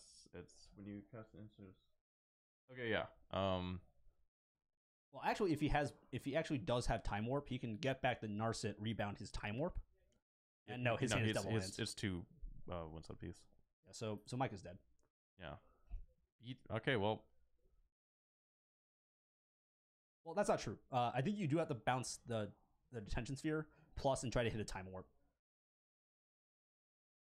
oh yeah. I think that's his. you have to try to draw. I think that's Mike's only line here is hitting the Time Warp. If he misses on the Time Warp, then he's dead. Well, yeah. So you draw. Oh, or Yeah. Wait, never mind. Yeah. Oh, yeah. You draw off. Yeah. Okay. You You- draw you- off of her. You try to. I mean, it doesn't draw. It's worse than a draw. Or okay, it's almost a draw. That's why it starts at 6 and goes up to 7. And that's a land. Mike is dead. Hey, look at all those one-set teeths. All right. Well, let's go to game 3. Mulsa 5 undefeated on stream. we knew how this game was gonna go. Why didn't we even think about it? We're just like, oh well. You see, this play makes sense. What does it matter? Because Carl's gonna win because he rolled a 5. Oh my god. Mulsa 5 undefeated on stream. Oh, so good. To be fair, Mike got horribly unlucky there. Yeah, he bricked. I wonder how many Tomahawk effects are actually in his Probably deck. 8. Okay, yeah. Which is a little bit, or at least 9, because he has a part of the Water Veil in there as well. Yeah, that should be one of those. in So at least 9, because Yeah. I would be surprised if he was playing less than the full set of Time there. Warp, I'm- the best modern Time Walk available, and the 4th set of Nexus of Fate. Whoa. Will. The best modern time warp effect is Temporal Mastery. Only if you're really lucky. Yeah. I mean, And even then, like by the time you're like miracling Temporal Masteries, it doesn't even matter. probably sometimes it's just like a random explorer that shows up. Because like Yeah. the only thing that really matters for the turns deck is that every turn it plays an extra turn and it plays a land drop. Basically. until the game ends, right? And another turn. Yeah, and if it keep doing that, make a land drop, take an extra turn every turn. That's how you win. Yeah. But based on the way Mike was drawing cards off those crew fixes, and based on every other game we've seen this deck, I'm pretty sure there's none in there. Because he was just like taking like, let me grab 2, and then like that's not how you draw if you have miracles in your deck. And like you play part of the Water Veil because it could actually win the game. Yes, it could. If he had part of the Wild Veil in that game, he could have won the game. Yeah. Or at least not lost the game, right? Rest in peace in the opener for Mike. Yeah. Carlo mulling to 6. Oh, I guess Carlo won. Oh, is Mike keeping? I think he's keeping. Mike's hand does not look great. He has a baby Jace on 2, which is pretty good. That's actually pretty good. That might be the best. I'm surprised he's playing baby Jace over Search for Iskansa. Oh yeah, huh? 'Cause he used to have the search. Because baby Jace is like Jace Friends Prodigy is easier to interact with and less powerful. And when it flips, it's worse, right? Well, kind of worse. But I think in this deck, it's worse. He brought in Rest in Peace. Oh, and then man. I guess it's better against not getting beat down. It's a Merfolk looter. It's worse than a Merfolk looter. It's not a Merfolk. It doesn't have attack power. Doesn't die to gut shot though. That's true. I will give points for that. That's an important thing to note. All right, well, turn on Arbor Elf. About as good as you can hope for the deck. Yeah, that's good. I guess it makes sense why he kept this hand. He has everything he wants. All right, Carlo is going to start off with an island. Let's see how good this Jace does. Assuming it even lets, it's not just a ramp still because Carlo paths it or whatever. It doesn't look like there's a path in Carlo's I think hand. he does have a path. I think it's the bottom card in his hand. Does he? I mean, he led on island, so... It might, yeah, I think the bomb, you see that bottom card right? I think that's a path. That's definitely a white card. Or it could be an oust, I guess. I don't know. Second Arbor Elf. Ooh, we're untapping this thing a whole bunch. Land, fetch, shock, Rest in Peace? That's what's happening. Do you lead with the Rip or you lead with the Jace? Your opponent has 1 mana in Modern. You play with you lead on the spell you want to resolve more. Guess he values the Jace more. Yeah, Rest in Peace is not like a beating in this matchup. No, and also if he actually wants to flip his Jace, he needs to. He needs to. I guess he waits to see if the Jace dies or not, and if it dies, he's like, okay, I guess. If it dies, he gets another. He has another copy of.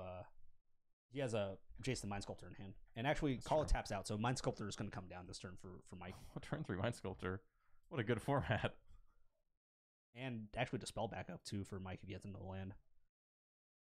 Part the Water Veil drawn. Not Dispel, that's a Dictated Crucifix. Yeah. Loot. That's another Dictated Crucifix, which he's binning. I don't think you need that. I think you're just jamming Jace. Doesn't matter. Womp. Yep. Womp. And Brainstorming. You're not Fate Sealing on turn 3. You need to find a land.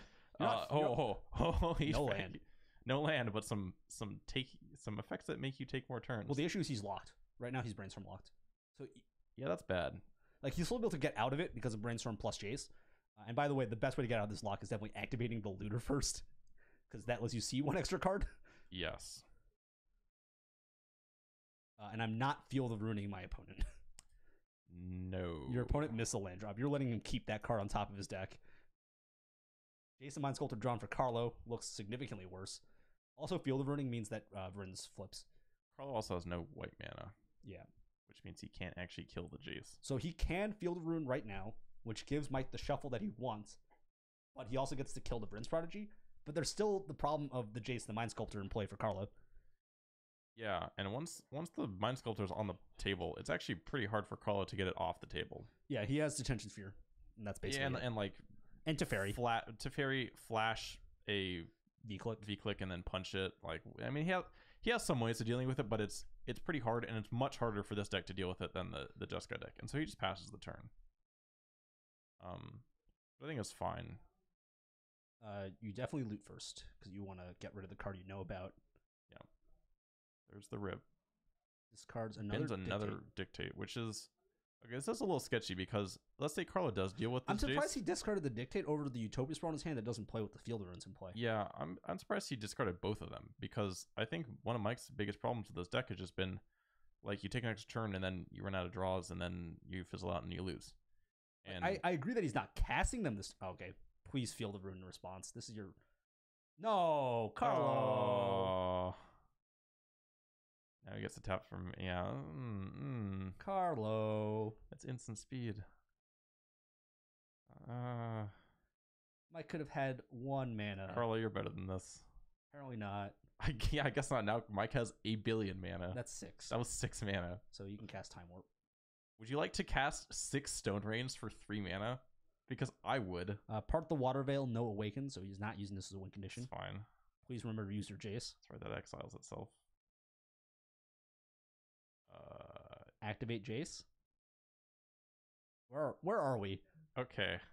Brainstorm. We are brainstorming. Carlo is dead. Yeah, I think not Fielding Marine that just annihilated his chances of winning this game. Yeah. Yeah. You're like, maybe I should have used this. Didn't see what. Why is he waiting till the end step to do this? Utopia Sprawl's off the table. I'm so confused. Wait, Mike has a Dispel in his hand. No, I thought you said you realized it wasn't a spell. No, like he. Why did he get? Why did he search 2 Why did he lands? get 2 islands? Ones. Hold on. Why would he do that? He doesn't.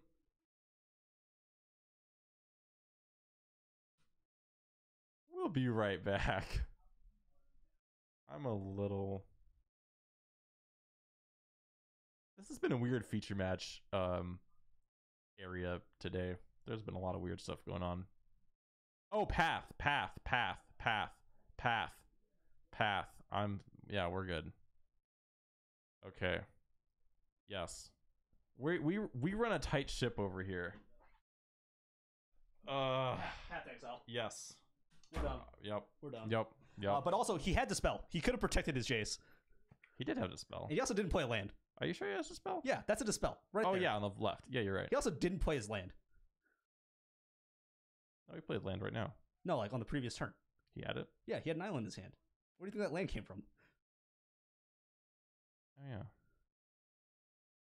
Also, wait, is that a Path Exile? Why did Mike bring in a Path Exile? Oh, I'm so confused. Colonnade? I don't know. I'm so confused. This matchup is really hurting my brain. So like, I 100% would have dispelled that for sure, because flipping Jace seems like just pure value right now. Yeah, it just seems good. I don't know. Because it guarantees another time walk, right? Because you can just minus to get flashback. Oh no. No, Dictate exiles itself. Not dictate. I mean, Part the Water yeah, Veil. part of the water. Yeah. Yeah, that one. Well, Carlo maybe not punish at all. Mike's gonna flash in a dictate. Later. Yup. Get those guys out of here. I think you hit the Jace still. Okay. Yeah, I think you still do. That's just such a problem. Unfortunately, dictate. But that's you know that Mike only has one more copy in his stack. Based on Mike's luck, he's gonna brick these lands. Well, he actually knew what they were because he Jace brainstormed. Oh yeah, you're right. Okay, well then he definitely bricked the lands because he would have kept them.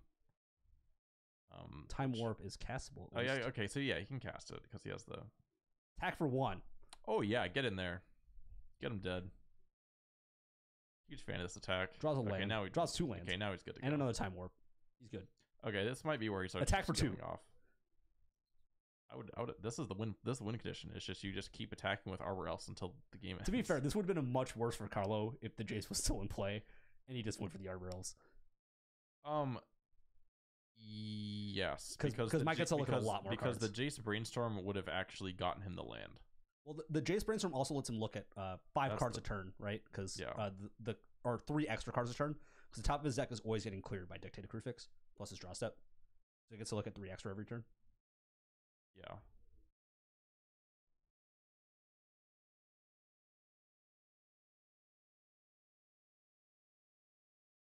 It's so weird watching people in Modern play with Brainstorm because like you just should never see this effect happen. Like they've never he missed on a. It looks like he missed on a Time Walk effect here. Yes. Spell in hand. No, he hasn't. That's right. Yeah. So I think he only has 1 Time Warp left in the deck, and the 4 Nexuses. Yep. Draw 2. Another rip. And another Jace. Well, the Jace is good. Wait. Yeah. Yeah. It's still good, but it looks like he doesn't have another time walk. He if he casts it and he Hits the brainstorms and he finds exactly time walk or time warp, Time warp still plays, yeah. then that works. Or if he plays another part, the Water Veil and has a land as well. Yes, that plays. also works. Definitely brainstorming. Yep, that's not doing anything else in this matchup. Carlo also missed a land drop, so Yeah. Utopia Sprawl. Path, Actually, Utopia Sprawl, another Jace, another baby Jace. Utopia Sprawl is good. The path is bad. The spells don't matter. Well, I mean, the spells matter. Like, you keep the spells. Yeah. I think you're just playing Utopia Sprawl onto itself. Onto probably the Breeding Pool, I guess, even though they're... Oh, maybe you don't play the Utopia Sprawl. Maybe you just play the Jason pass. Attack for, like, 2. The problem is, if you play the Jace and pass, you could potentially... You're not protecting your own Jace. He has the spell in hand. Oh, wait, you have Arbor Elves. And Wait, no. He can Arbor Elf to untap. Yeah, the you can Breeding Pool. Okay, never mind. You can untap the Breeding Pool. And I think you do that on your turn before you passing the Carlo, Yeah, just so nothing can happen in response to the Arbor Elf activation. because that's not a mana ability. Nope. No, it is not. Oh, he has a land. Oh. We're fine. Where'd that come from? I don't know. Oh no, earlier we knew about that one. That was his first draw off the dictate. Was double Windswept Heath. Oh, yeah. He's only played one of those. Yeah. Tracking this matchup is just... Because they keep shuffling their hands. Ugh. I do the same thing. I'm but so bad at that. I've actually watched some of the VODs where I'm on stream, and I'm just like, it's just going crazy. Like I do well, it. you do it in like so... a really funny way too, right? Yeah. So like I don't actually shuffle them around a lot at like- all. I just move them back and forth like really fast. So like I'll like have like one card in this hand and like 6 cards in this hand, and like over the course of this many things, I'll put one in the other hand until I'm out of cards in this hand, and then I'll do it again. Doesn't do anything. I mean, none of this does anything, but Carly needs to draw an extra card. yeah, he does, which he wants to. You don't want to not draw that card. He's gonna play a different land drop because he drew it. I'm gonna be completely honest, Carlo. If you have to pass a turn here, you are dead. Path the Jace, I guess. Please dispel this. Carlo's tapped out. Just do it. Just do it. All Like, right. whatever. All right, Carlo, you're dead. I mean, Mike could brick again.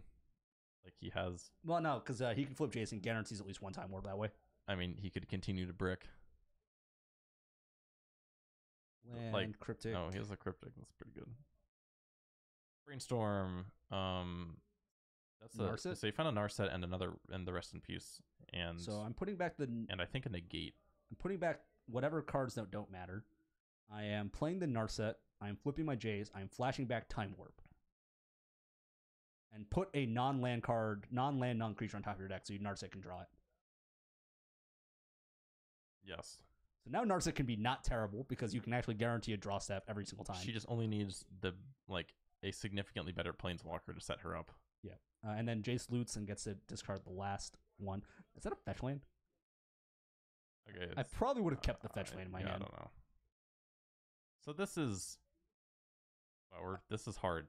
Flipping Why are you this- just putting it into the sleeve? Just leave it outside the sleeve. You're going to have to put it back later anyways. This okay? Wait, what? so- Yeah, Does he have a Time Walk in his hand? Okay, he must have a Time Walk in his hand. 6, 7, Nexus. Okay. Oh, he does Okay, have Nexus. okay. Okay. It's like, that minus makes no sense if he has a Time Okay, Walk in now his this hand. makes sense. This is round 3. I don't believe there's any Jund, unfortunately. I think there's 0 Jund. I haven't. Oh, is Sayok playing? I didn't see him here. I don't think he's playing. I don't think he's here today. Attack for 2. Yeah. This is round 3. So it's in the lower left corner. Yep. Okay. Also, this is a very appropriate name for this matchup, by the way. All right, so we have 2 Jaces, 1 Narset, Yeah. 3 Arbor Elves, and a Dictated Crewfix, and like 13 mana in play. We have a lot of mana.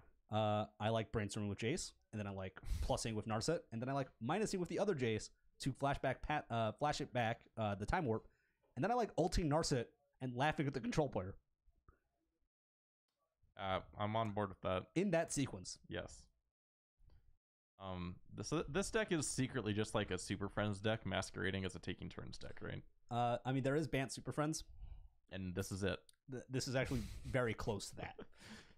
Do they play taking turn taking? They actually do effects? play some number of time warps because time warp is very good when you're playing Planeswalker. Yeah, it lets you activate it twice.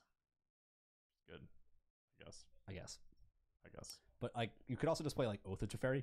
That lets you activate him twice. that's true. That's a second part of the Water Veil, right? I don't think part the Water Veil. I don't see. Oh no, that's an Nexus of Fate. Yes, yeah. I think he's only on We're good. one part. Well, maybe. So now you get this plus chase again instead of having to actually minus him. just keep doing this forever 3, 6, because we can. 9, 12. Oh, no, oh, it is that's a part of Bard Water Water Veil. Okay, he had both. All right. He I has think both. he has some mana floating. In for 6. All right, kill you, and my land has vigilance because I can untap. Oh wait, no, it's not forest. No, it's not a forest. He messed up. He didn't put on a forest. Doesn't matter. He's just winning the game. He should have put on a forest. You Tap get to you get to untap it and for then 6. tap it for a reason. Chump. You get to give your land vigilance, sort of. Search for Escanta. Oh, maybe that's what it was, not the other thing. Jace is not plus the 10. Did he not activate his Narset? I thought he activated at the beginning of the turn. Oh, did he? That's weird. Maybe I'm wrong. I can't see what the other die is, so it's hard to actually know how much loyalty it has. Just alt the Narset. Just ult the Narset. He did plus. Yeah. Why are we bothering with another? Okay, whatever. Shout out to Carlo for having this much patience. I would have just packed my shit up like 10 minutes ago. I like he was casting and shuffling it back in before tapping his mana. Is that his library? Yeah. That's like 8 cards. As a point of reference, Dictated Crucifix is not an optional May. He could, well, yeah. Actually, yeah, if you could actually kill yourself. Like, well, luckily he only has I one in don't play. think he's going to kill himself before he kills Carla. No, well, This is especially an attack for 9. Nexus, take an extra turn. do it. He just put it back in his hand. No, he had a second Nexus in his hand. Oh, he just showed it to him. Okay, Yeah. right. I thought he was just casting it, just being like, whatever. Doesn't flip search for his Kanta. A show of dominance. Ultimates to the fairy, or the Narset. Because fuck you, that's why. No. Oh, he has a token. He has the token. Yeah. Yes. He has a token. Yes. He has a token. All right, that's game. Carlo's dead. This is the first time we saw a mole to a fewer number of cards than their opponent lose. Yes, you're right. I think it's also the first time we've seen Mike win. On stream? Yes. Correct me if I'm wrong. No, I think you're right. Yeah, I think we've seen him win a game, but I'm pretty sure pretty sure he's always lost the match. Usually because he gets paired against something that will just kick his teeth in. That was really funny. Yeah, interesting is definitely a word I would use to describe that, I think. I mean, like he's just trying to like use the Bant colors to speed up his turns things. Yeah. The issue is his deck is full of a lot of air, like cards that do not draw cards, and he gets put into situations a lot where he just fizzles. Yeah, if they ever make a Utopia Sprawl that cantrips, that's pretty good. That's never gonna happen. It could. It would probably be just too It would expensive be like 3 to mana, realistically play. At least, Yeah. maybe 4. I could see it at 3. Like give the Paradises 3 mana, and that gains you 4 life. Yeah. That's not even draw a card. That's like worse than draw a card. No. So there's like the 1 mana ones that only filter. They don't add mana, and those are 1. So But those do draw a card. Yeah, but they do draw a card. So I think they could do 3, maybe. I think it's unlikely. 4 is probably where you want that effect to be, though, just to make sure that people don't do stupid things with it. I don't know. It's always scary to put ramp and cantripping in like. Yeah, just look at Hearthstone, right? Like they printed UI and Nourish. Yeah, like if you print ramp and card draw in like the same effect, that's how you get Druid, and you don't want to get Druid. It makes decks too self-contained. So that does mean Mike is undefeated, I believe, and I believe there might be 2 other undefeated players, but one of them is Mikkel. Yeah, and that's Mikkel sitting down the right. And I don't think Mikkel ever loses this matchup. no, it's like impossible. Are we going to? Are we? Oh, I'm gonna double check. It looks like they're just splitting. Lame. Well, they'll probably play it out. Also, that handshake just like annihilated that camera. Okay, never mind, it's back. I just want to double check that we are in fact doing this. Yep. Next round.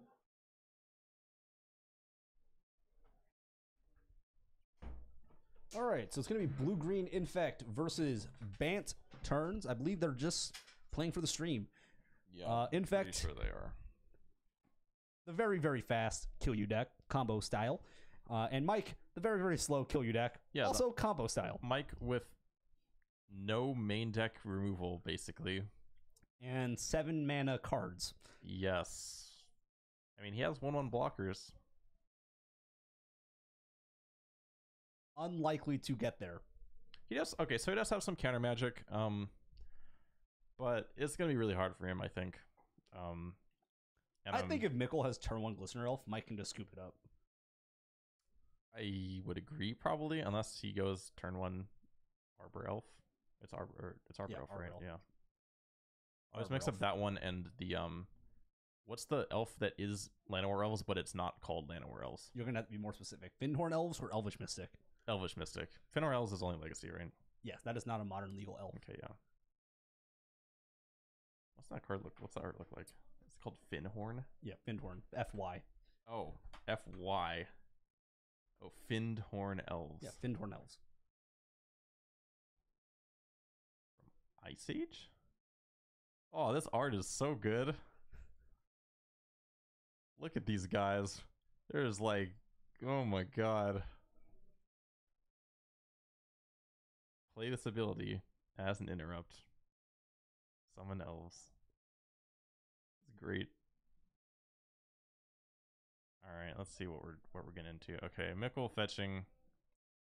And that is a turn 1 Glistener Elf. This is quite bad for Mike. This is how you die on turn 2. Yeah, Mike, I mean, so Mikkel still has to have a pretty strong combination of cards to actually kill Oh, a no. monster. Oh, Mike does have interaction in his main deck. That's a Tat to Exile. Oh, that is main deck. Okay, I thought Tat to Exile is in the main deck. Okay, that's good. I feel like that maybe didn't used to be in the main deck. Maybe I'm wrong. We've seen this deck like so much over the last like month, and it's constantly evolving, which I guess is why I don't really mind seeing it on stream. Also because taking turns is really funny. You kind of get to see a little bit of the effort it takes into making a deck that isn't something that somebody took to like an actual tournament.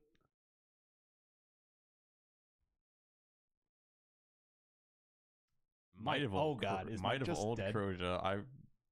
No, he's not. No, just okay. dead. I believe Mikkel has the other land, but maybe I'm wrong. Oh yeah, okay. Mike's at 5 infect right now. Okay, That one's a good land to have in this spot. yes. Not being able to be blocked by the Arbor Elf is a pretty big deal. That's the wrong one above. There you go. Left infect count. Adjusting life total dies like they matter. Neither of these players looking to actually win the game that way. Alright, Utopia Sprawl. We have some mana now. 4 mana available to Mike. Yeah, Time Warp which is in hand. Okay. Kind of an aggressive path. I think that's fine. This does mean that Mike is dead to any +4. Yeah. Unless he has another path in his hand. So it's kind of unfortunate how Mike had to sequence that, because now, because of where the Utopia... Well, I guess... Okay, never mind. If the Utopia Sprawl is naming blue, he has a mana leak in hand. So I'm assuming it's naming blue. So, because I think it's pretty much going to always name blue in his deck. Because he needs lots of blue. So you can actually Arbor Elf... you'll name white occasionally, because there's actually very few white sources in the game. Yeah, if you need it, but I don't think he named it in this case, because I put on a white source. He can actually untap that Temple Garden and cast Mana Leak with it. Oh, that's really scary, actually. If Mikkel has 2 +4s, that's game. Blossoming Defense. Okay, so you let that one go. And you Mutagenic counter Growth? the Mutagenic Growth. No, he's still scooping up. I wonder why. Maybe Mikkel had another plus. I don't know. Mike maybe conceding a little bit early, but that was lethal damage on the stack. Yeah, but if he countered it, like, I mean, if... I'm surprised he let the Blossoming Defense resolve. Well, I guess it doesn't matter if he doesn't have another path. The idea is, like, I guess because Blossoming Defense isn't, like, a big enough stepping stone to matter as much. I don't know. Maybe I'm wrong on that. Whatever. Let's see what you... Timely does not do anything. No. Well, you got some 1/1s. Maybe. Maybe I think it's a Spell Queller. I would have brought in a Spell Queller. So Mikkel taking it pretty quickly in game 1. Turn 1 Glistener Elf, which died, into turn 3 Kill You. Yeah. Uh, Oh, I'm sorry. Mike got to play a total of Let's play like 2 lands, and then died. almost like 4 lands. But yeah. So what? Thing is, I think Mike's looking at only 2 cards he's bringing in. So I was gonna ask what you cut, but I don't know if it matters. He's cutting remands. Yeah, I guess so. I don't know. I think the I'm remands are fine. I'm hesitant to cut those because they interact early. I think you should cut your other stuff. And he's like- cutting to Fairy? I think that's fine. I think you need to cut some of your high end stuff because it's only gonna matter when you are like you've turned the corner. So Yeah, you need I to mean- get to that point first. The dispels are good. They're going to help you fight Yeah. over a lot of things. Another the extra path to the spells. Okay, so there's a path on the sideboard. Makes sense. But that means he probably only has like 3 paths total. Maybe. I mean, I feel like usually when you see that, it's 3 main, 1 side. But this is not a normal deck, so it could be a little bit less. Mikkel still looking at turn 1 Glistener Elf. Yeah, turns out that's just good. That's really the best thing he can have. The Blight Agent doesn't matter as much. Obviously, Mike does have those Arbor Elves. That's about it. That's the only thing that's blocking. I'm pretty sure there's no longer a Garrick in this deck. No. Which Which is I for the agree with, best. because that card is garbage. It's for the best. That card is bad. It's very bad. But that means that Mike has no other source of like random blocking creatures. Jace Friend's Prodigy, but Oh, that's true. Okay, he does have a Jace, and that blocks twice. twice. Maybe. Blocks it either It blocks blocks and at eats a least pump spell once. or blocks twice. Unless Pretty good. Blighted Agent or Ink Bomb Nexus, unfortunately. And if it somehow flips, it gets to minus something or plus something.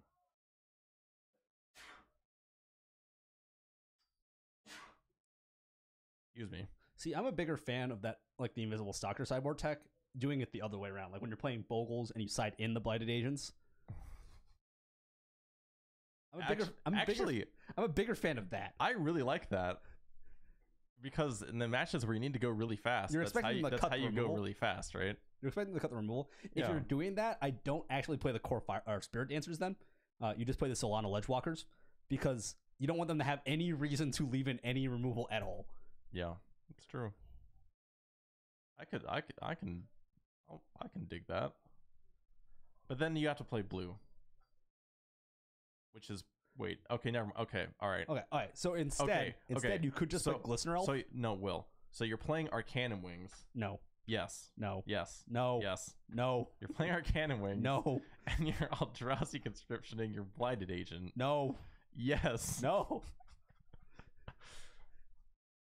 Come on. That deck has to be at least as good as what Mike's playing right now.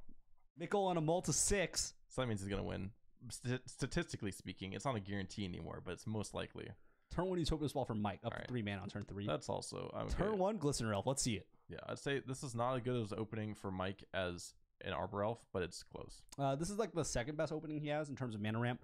Turn 1 Arbor Elf gives him access to 4 mana on 2 mana on turn 2. 4 mana on turn 2. Yeah. Okay. So It's Noble Hierarch Oh, wait. for Mikkel. so Mike drew the Arbor Elf. So if he has another untapped green source, which okay, If he has a 2-drop, I like playing the Arbor Elf. he has Mana Leak in his hand. I believe one of those is Mana Leak. It's possible. I'm pretty both sure they're just warps. Time Warps and you're getting the art confused. Like it's That's maybe. a Nexus of Fate. I see Nexus of Fate, Teferi, and I believe that's a 10th edition, not 10th edition, like an Ice Age or something, Time Warp or something. Well, it's an old border. Okay, no, so The only Um, old border one is from Stronghold. yeah, I think it's old Mana Leak, but I could be wrong. It's either this or An old Time Warp. Time Warp. I think it's more likely to be a Time Warp. Tempest. Yeah, I think it's maybe it's old Time Warp. Pretty sure it's a Time Warp. Okay, so either way, it's holding out the blue. If Mike has it, Time Warp is going to be... There's at least one Time Warp in Mike's hand. I see one. Okay, I see one of the M13 ones. yeah, the wave. Yeah. Yeah.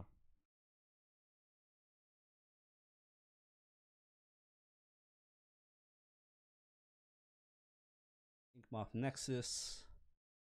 Second Noble?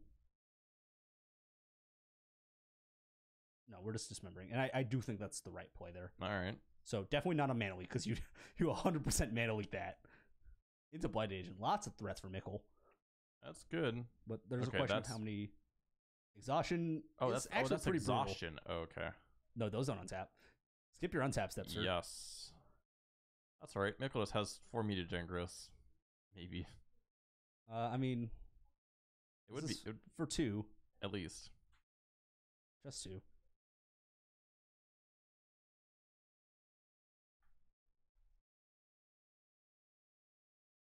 Glistener Elf. Okay. Still getting in for 2 if there's another... So then Mike has another exhaustion. And Mike actually missed a land drop there, so he's still slow. Sure. I mean, this is kind of like a time walk. Yeah. I mean, the issue is He's taking he's a still little bit getting infect. hit by 2. Yeah. And every time Mikkel draws another land here, it's very dangerous for him. In for 2. It's like no land. So Mike up to 4 infect. That needs to be a land. Missed. That's bad.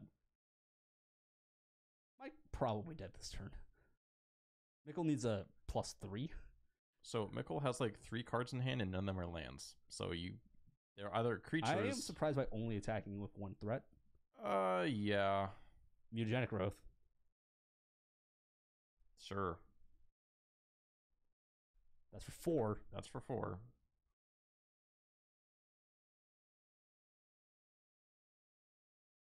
Three? Become immense? immense. Become immense. If you have a way to counter this, you counter it. Nope. And nope. Mike just... he had the binds too, so Mikkel was fine. Oh, he only had 2 blue. He can't cryptic. So sad. So Mike died. Yep. In very quick 5 turns. fashion. I think he played a total of like 6 turns or 8 turns in 2 games.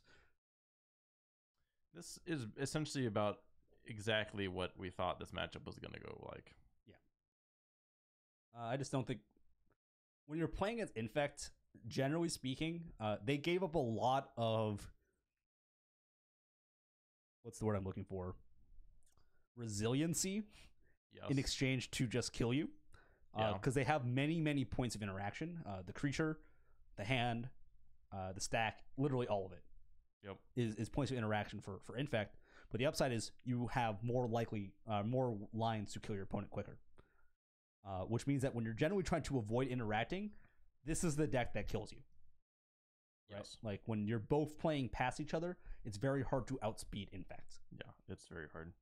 Pump spells are just so efficient, and when everything in your deck does double damage, or It's sometimes when your thing doesn't do double damage, you just have like 17 pump spells, like Casey did earlier. Pretty good. So Mikkel gets to be undefeated again. How many times? Who will stop this man? Time the main deck 4 Maliras. Main deck 4 Maliras. Yes. I'm still mad about the wording on that card, so it doesn't just make their creatures not do damage. Oh, it makes Inkmoth Nexus not do damage. Why is it that? Because of layers. Oh, because of layers. That's right. That's a layers interaction. That's dumb. Malira says that creatures lose infect and can't gain, but doesn't say creatures can't gain infect. Yes. But it also says you can't get poison counters, and creatures you control can't get -1/-1 counters. So by their powers combined, Inkmoth Nexus gains infect, deals damage, and puts no counters on you. There's nothing. So it does nothing. Yep. Except if there's like lifelink on it, you still gain life. Yes. Because the damage does happen. Damage happens. It doesn't. The properties. It's just replaced by. The counter's not being placed on Yes. the character. It's replaced by generating counters which don't enter. So like if you put like So. a curiosity on it or something that says on damage draw a card, It'll still. you still draw a card. Okay. You just didn't do You anything. I mean, drew a card, but you don't do. But then anything you lost the card that you played because it's an enchantment or it's an aura that you put on a land. else. Yes. So that is our evening tonight. Infect once again going undefeated. I mean, we could technically have a backup, but I don't think we do. I don't think we do. Control players We'll see if someone kind walks of over. misjudging their spots against Infect, it seems, a couple of times. Yes. Um, I think I think oh no. Oh yeah. Would you call Mike a control deck? No, in Mike's case, it's his deck just is too slow. His deck just cannot beat Infect. Yeah, he doesn't have enough ways to interact to get himself to the position where he has 2 exhaustions that game, and it doesn't matter. No. Right, and like even if he drew a land, the odds of him succeeding that game with only one, we do have a backup, with only one draw. I believe this is unlocking Carlo that. versus Casey, which is also going to be a control versus Infect matchup. Dear God. Game 3. We're 1-1.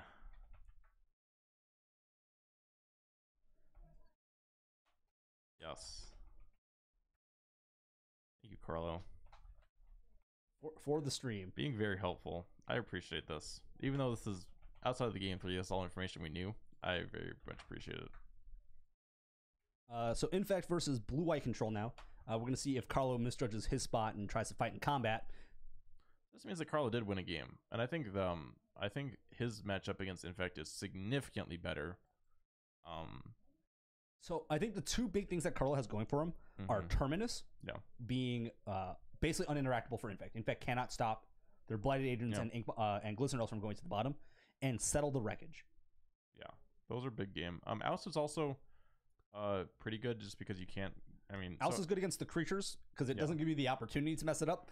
Yes. And also Field of Ruin is going to play. So Carlo does have ways to interact with each aspect of Infect. Yeah. He has some game. The additional plus note is, unlike against Jeskai control, you're not cold to Wild Defiance. Wild Defiance is no good against you, but also Shaper Sanctuary is not that good against you. Yeah, it's less good. It's still. I think if you have it, you probably bring it in still. You still bring it in, but it's less good. A lot of Carlo's targeted removal, is not the removal he's actually looking to cast in this game. No. He's mostly looking at Terminus and Settle the Wreckage and Supreme Verdicts, the cards that are hard for Infect to interact with. Yeah, yeah. Not to say that it's not impossible. Spell Pierces do come in, and they're going to be very good in this matchup. Carlo mull to 6. Oh, so he's winning. Logic Knot in Carlo's Knot opening hand. I think that's the first time we've seen it in any of Carlo's opening hands. Yeah, I have not seen this card played I see, today I think, a Path Exile as well. So lands and spells, including some removal and interaction. Yeah, this is what he wants and to Carlo's see. on the play. Unfortunately, one of the removal spells is Terminus, but Dispel is also amongst Carlo's interaction. Yeah. Okay, we'll see. Casey brought in the Spell Pierces, which is pretty standard, pretty expected. Noble Hierarch on the play or on the draw for Casey. This is pretty typical on the draw. They typically like playing out the Noble Hierarch over the threat in the draw because it's more likely that your creature just dies to the multitude of 2 mana if it just spells. eats a removal spell, then also Carlo doesn't actually play any 2 mana removal spells. No, Colonnade drawn, but I think you do want to pretend hold up that Logic Knot in case Casey tries to deploy a threat. But it stops it from getting like end step pathed or whatever. Carlo's next couple turns looking pretty poor though after the Logic Knot here. Terminus is still a ways from being cast, and Inkmoth Nexus is actually really bad if he has it. And there it is into Blighted Agent. Yes, that can't imagine that Blighted Agent is resolving. No, you're definitely Logic Knotting this. If Casey chooses to fight, I think you're okay with that because you still have your own Dispel to fight over the pump spells. Looks like he's gonna let it go. Yeah, which he does. And I think you do. Get in here. Depends on whether or not he has a Spell Pierce in his hand. What's he gonna Spell Pierce? Search for Ensconce? I guess so. I'm looking to get in the red zone. I mean, if he doesn't have any interaction, yeah. just get in for 1. Or is that 17? Oh yeah, never mind. Cryptic Command drawn for Carlo has the spell up as well. And he has the 4th land too. And the 4th land, but he does still need to draw a couple more lands. Yeah, he wants to. Yeah, I mean, he wants to get to enough to cast Terminus. Yeah, and Cryptic actually to like counter bounce the Inkmoth Nexus is not a terrible option. Yeah. So is Terminus actually a sorcery? Terminus is a sorcery. Okay, yeah, that's what I thought because it just has the miracle trigger, so it actually can't get countered by Dispel. No. But wait, don't Casey have Spell Pierce though, right? Yeah, Casey is mostly on Spell Pierce, but he also probably has some Dispels in his sideboard. Probably. So this is gonna be an attack for 3 if Casey chooses to animate and get in. But he's tapping the Inkmoth Nexus, or the Pendelhaven. Yeah. So only 2. And Carlos says, I take it. I hope. The answer is yes. Yeah, that's 2 mana, Blighted Agent as a follow-up. another one. And Casey's hand's all lands. I guess that was not an interaction spell. That was a blighted agent. Does go. Cryptic. I like this. Ooh. This is what Bounce draw. tap. Oh, bounce draw. I think it's bounce draw. I was expecting tap your guy's draw. I mean, tap your guy's bounce. I guess he wants to Possible. draw a card. It could be. I could be. Oh, it is tap bounce. Tap draw or tap bounce. I like that. Yeah, I think I like this the best. The likelihood of you drawing or dying with cards in your hand is just too great to do anything. Well, also, else, just being able to buy turns to get to Terminus is pretty big here. Yeah, because he needs to do that. Okay, well that's gonna come back once all these guys go to the bottom. As Alan is Terminus, just double white. Terminus is white 4. Oh, it's 4. Yeah, Okay, cost not 6. 5. Okay, I guess it's 5. It would probably be played a lot more. I think Carlo drew a path. If he drew the path, I would have been interested in playing it. Well, he has a spell. That's true. He has a little bit of ability to fight over stuff. I mean, Carlo has nothing to fight here. I mean Casey. Or yeah, Casey has nothing to fight here. Name that starts with C. Well, because the thing about Casey in this spot is that he's gonna like if he animates the Inkmoth Nexus, Carlo that's the one he's looking to hit. Yes. Carlo's deck doesn't assemble a lot of blockers. So this is an attack for 4. Or 4, excuse me. So Carlo goes to 6, in fact. Notably, Path to Exile here. I think that's fine. and notably the Rancor takes the Pendelhaven out of the equation. Yeah. This does make the Rancor plus any threat lethal. Ooh, that's a big draw.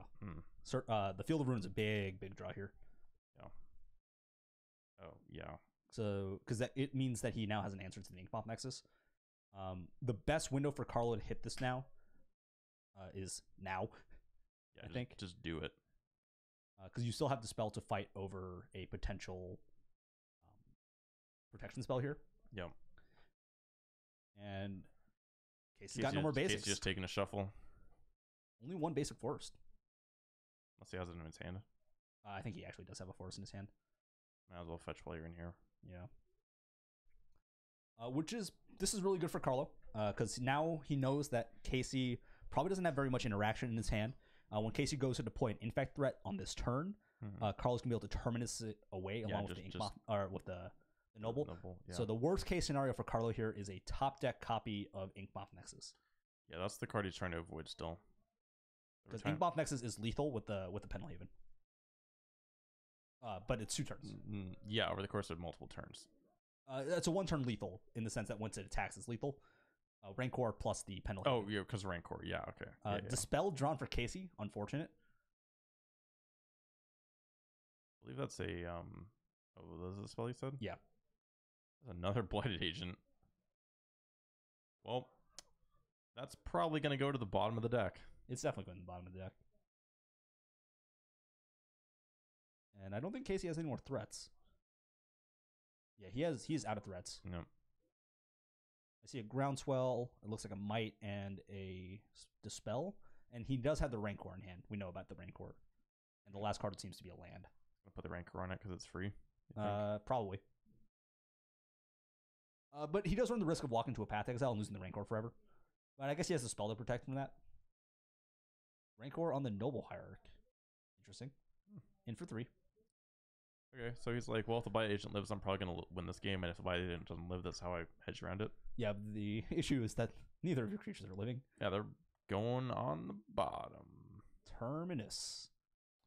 Yep. Looking at the spell and being he's sad. Like, Yeah, it's like, well, that's sorcery.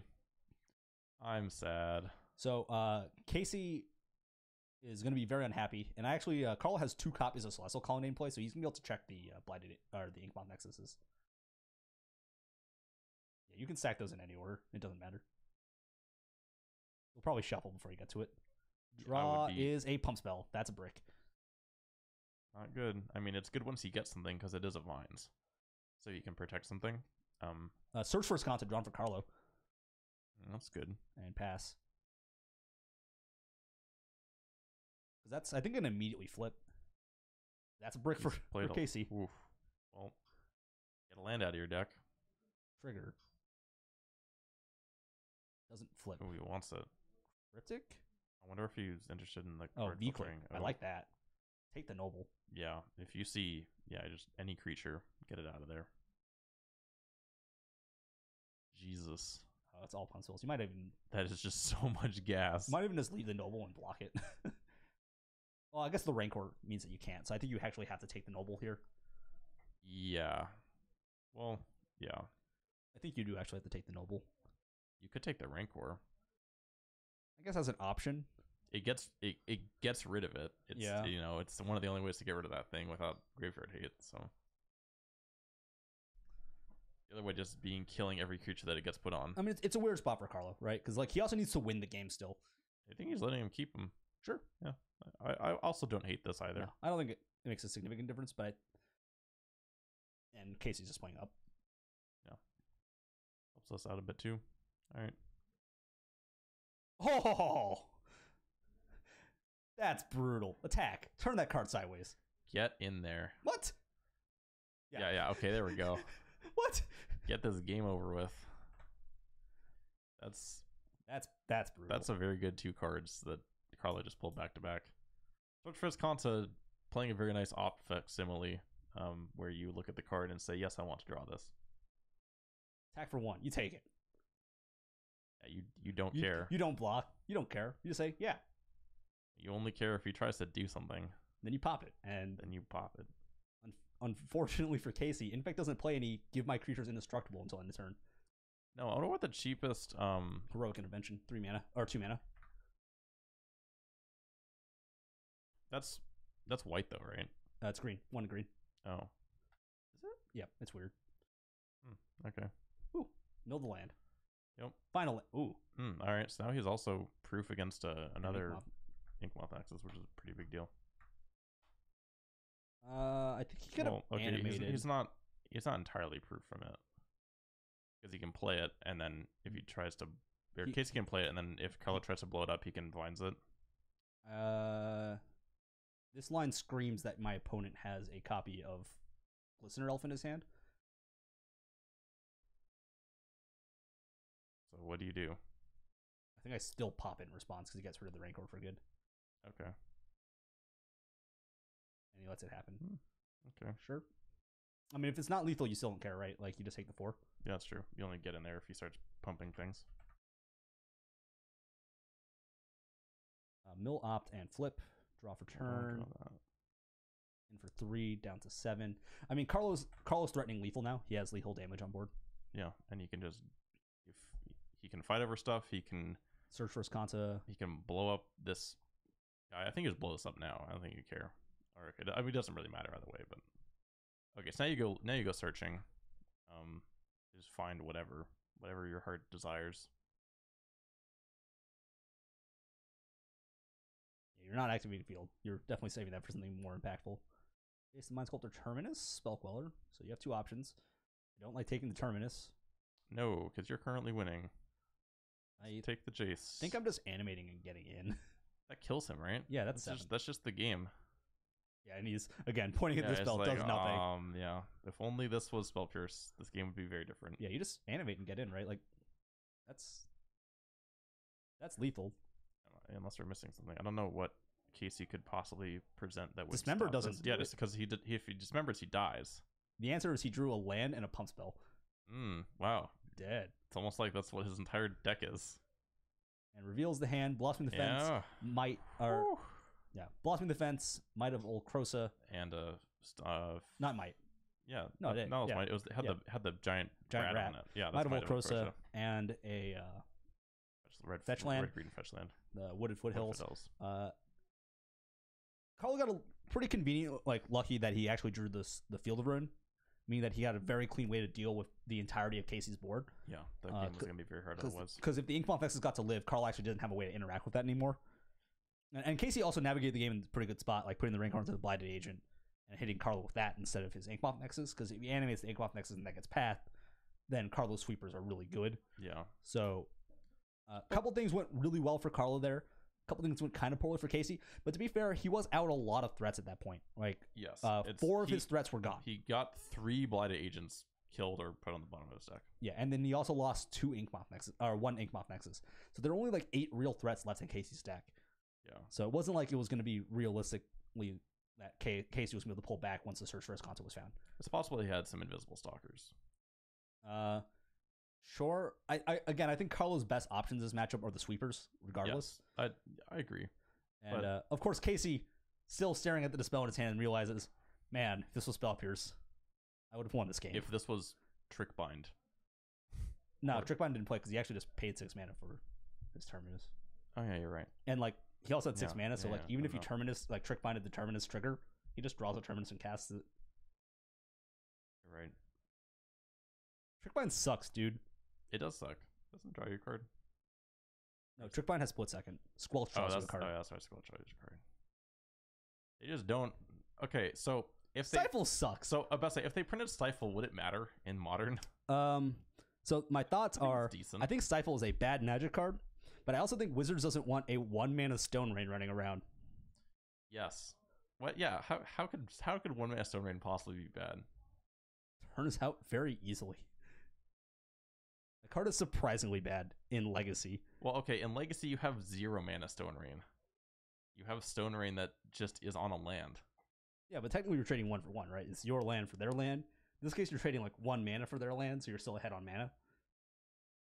Yeah. And you're talking about a format where like mana efficiency is key. Yeah. Okay. But I'm saying in Modern, like The thing is, I think Stifle would be pretty played in Modern. the thing is, even if they would play Stifle Probably not, in Modern, probably not main deck. Well, maybe main deck. It well, depends if what you're trying not to main do. decking Stifle, there's no point, right? Like Yeah, as a but 1 mana spell. You're not bringing it in as some kind of hate for a key thing. No, Okay, it's just like a random because if you wanted to like bring it in for a key like activated ability or something, there are better options like Pithing Needle. like Pithing Needle or the one that looks at your opponent's hand and then just Sorcerer's Pithing Needle. Spyglass. Yeah, Like the thing is, like the problem with Stifle effects is their power is in flexibility, yeah, that's true. and the fact that you can be reactive with them. And you can The hit, issue is that tempo as a strategy in Modern is very poor. I think the only deck that would be okay playing Stifle is like Spirits, and that's only if they have a Bile on turn 1, right? 'Cause otherwise, they can't really leverage the tempo because they need to still use their mana, yeah. right? I mean, if you play Untapped Island and then stifle their fetch land, you feel pretty good. But Sure, but yeah. then you still haven't like advanced the game state, and all you did was like effectively. What do you mean? You stole the play I mean, you stole the draw, or whatever. right? Yeah. Kind of, or like You time walked your opponent if you do that. You stole the. I guess it is just stealing the play. You eat their land and then you already have a land in play. You're playing 2 mana to their no mana. That's pretty good. I don't know. It's like Stifle is like not very good. It's just not a Yeah, very it's good fine. card. And it's really funny when you're playing like Stifle. Like you would think Stifle is good against like decks like Humans and Death and Taxes, but you actually get into the situation where there are so many triggers in the deck. They're like, I guess I'll Stifle that, and it just doesn't matter. You still die. Yeah. I mean, there's like a couple. Like you can Stifle the Stoneforge Mystic Search trigger, but like Yeah. they still have a 1/2, and you still traded 1 for their half card, right? The problem is like this when the abilities are attached to creatures, you're not trading up, you're trading down because you're trading for half the card. Yeah. You could stifle like. Yeah. No, I mean, stifle's not efficient. I mean, that's card efficient, unless it does something unless it Like, becomes Stone Rain. I don't know. Sure. Like you need a tempo. You need to be like a tempo deck for Yeah. to do anything, and like there are Like- just no good tempo decks in I mean, Modern. I mean, if there was if Death Shadow was still not annihilated by humans, that. kind But of Death thing. Shadow is actually like a core black deck that splashes blue for like some cantrip, Snapcaster Mage. Stubborn Denial. Yeah, Best counterspell in Modern. But, like, not all- even close. but like Death Shadow is not a deck that's going to go turn 1 Death Shadow go, right? Because you No, realistically 'cause can't do that. Well, it's very hard to do that. and then once you do that, like even once you play the Death Shadow down, like your opponent's already played some lands, Yeah, that's true. right? That's like part of the issue. Because you need to be applying pressure behind your Stifle, otherwise your opponent still does things. Okay, so if Sinkhole's Modern legal, is that C play? I mean, Pox gets slightly better, Well, okay, Pox gets really good. but like they just don't print land destruction anymore. Well, they do. It's just not priced properly. Like at 4 mana, Yeah. How many times have they printed Demolish? a right? lot. A lot. But like, let me put it this way, right? Like, if they ever print Exploration, I can tell you with certainty that I'll be playing some sort of Life in Loam strategy in Modern. I still am so surprised that you're not playing Hoken Loam. It just doesn't. I'm not even sure if I can claim that deck is too bad for me. There's no way you can claim that. You play I Soldier also Stompy. can't claim like The deck is like, I don't want to buy those cards because I bought worse cards for worse decks. Yeah, you bought worse cards for more money in worse decks. The deck's not even like expensive. It plays Black Leaf Lifts. Does it? Depends on the version. I thought it was Abzan. There's Jund Hokenloam that plays Seismic Assault. Oh, that's cool. And then there's Abzan Junk Hokenloam. Yeah. That's But all I also need to buy looking at, I guess. Liliana's, which is not a bad card. Oh, wait. I'm just okay. a cheap bastard. That's true. That's. Will. How many Liliana the Veils could you buy for your cathedral at Pendlehaven? Or not Pendlehaven. Tabernacle at Pendrell Vale. Pendle Vale. My 30? It's been a lot. Really? It's like $3,000 now. Yeah? Why do you own Why don't you own 30 Lilianas? Because I own a Tabernacle instead. Why don't you own power? I'd rather just have Because I power. own a Tabernacle instead. I would rather have power. Also, I'm working on 40 duels before I start working on power. Okay, And I would also work on Bazaar of Baghdad before I started working on power. I can get behind that. Because I played Dredge in Vintage. Yes. Like, No, I would- Vintage Dredge is like my vintage deck I of would be, choice. what's your Bazaars right now? 800. Yeah, fuck it, get Bazaars. But I have other priorities in terms of getting dual lands first. I only own 16. How many scrublands do you own? I own 2 of every non-blue duel. Okay, I own 0 Tundras. I own 3 Underground Seas. I think Tundra might be my least favorite. In terms of art or like colors? Like colors / the decks it goes in / I think Miracles is bad, so like. Oh, I think Miracles is horrible.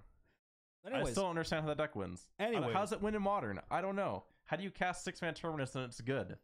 It just happens. I don't understand.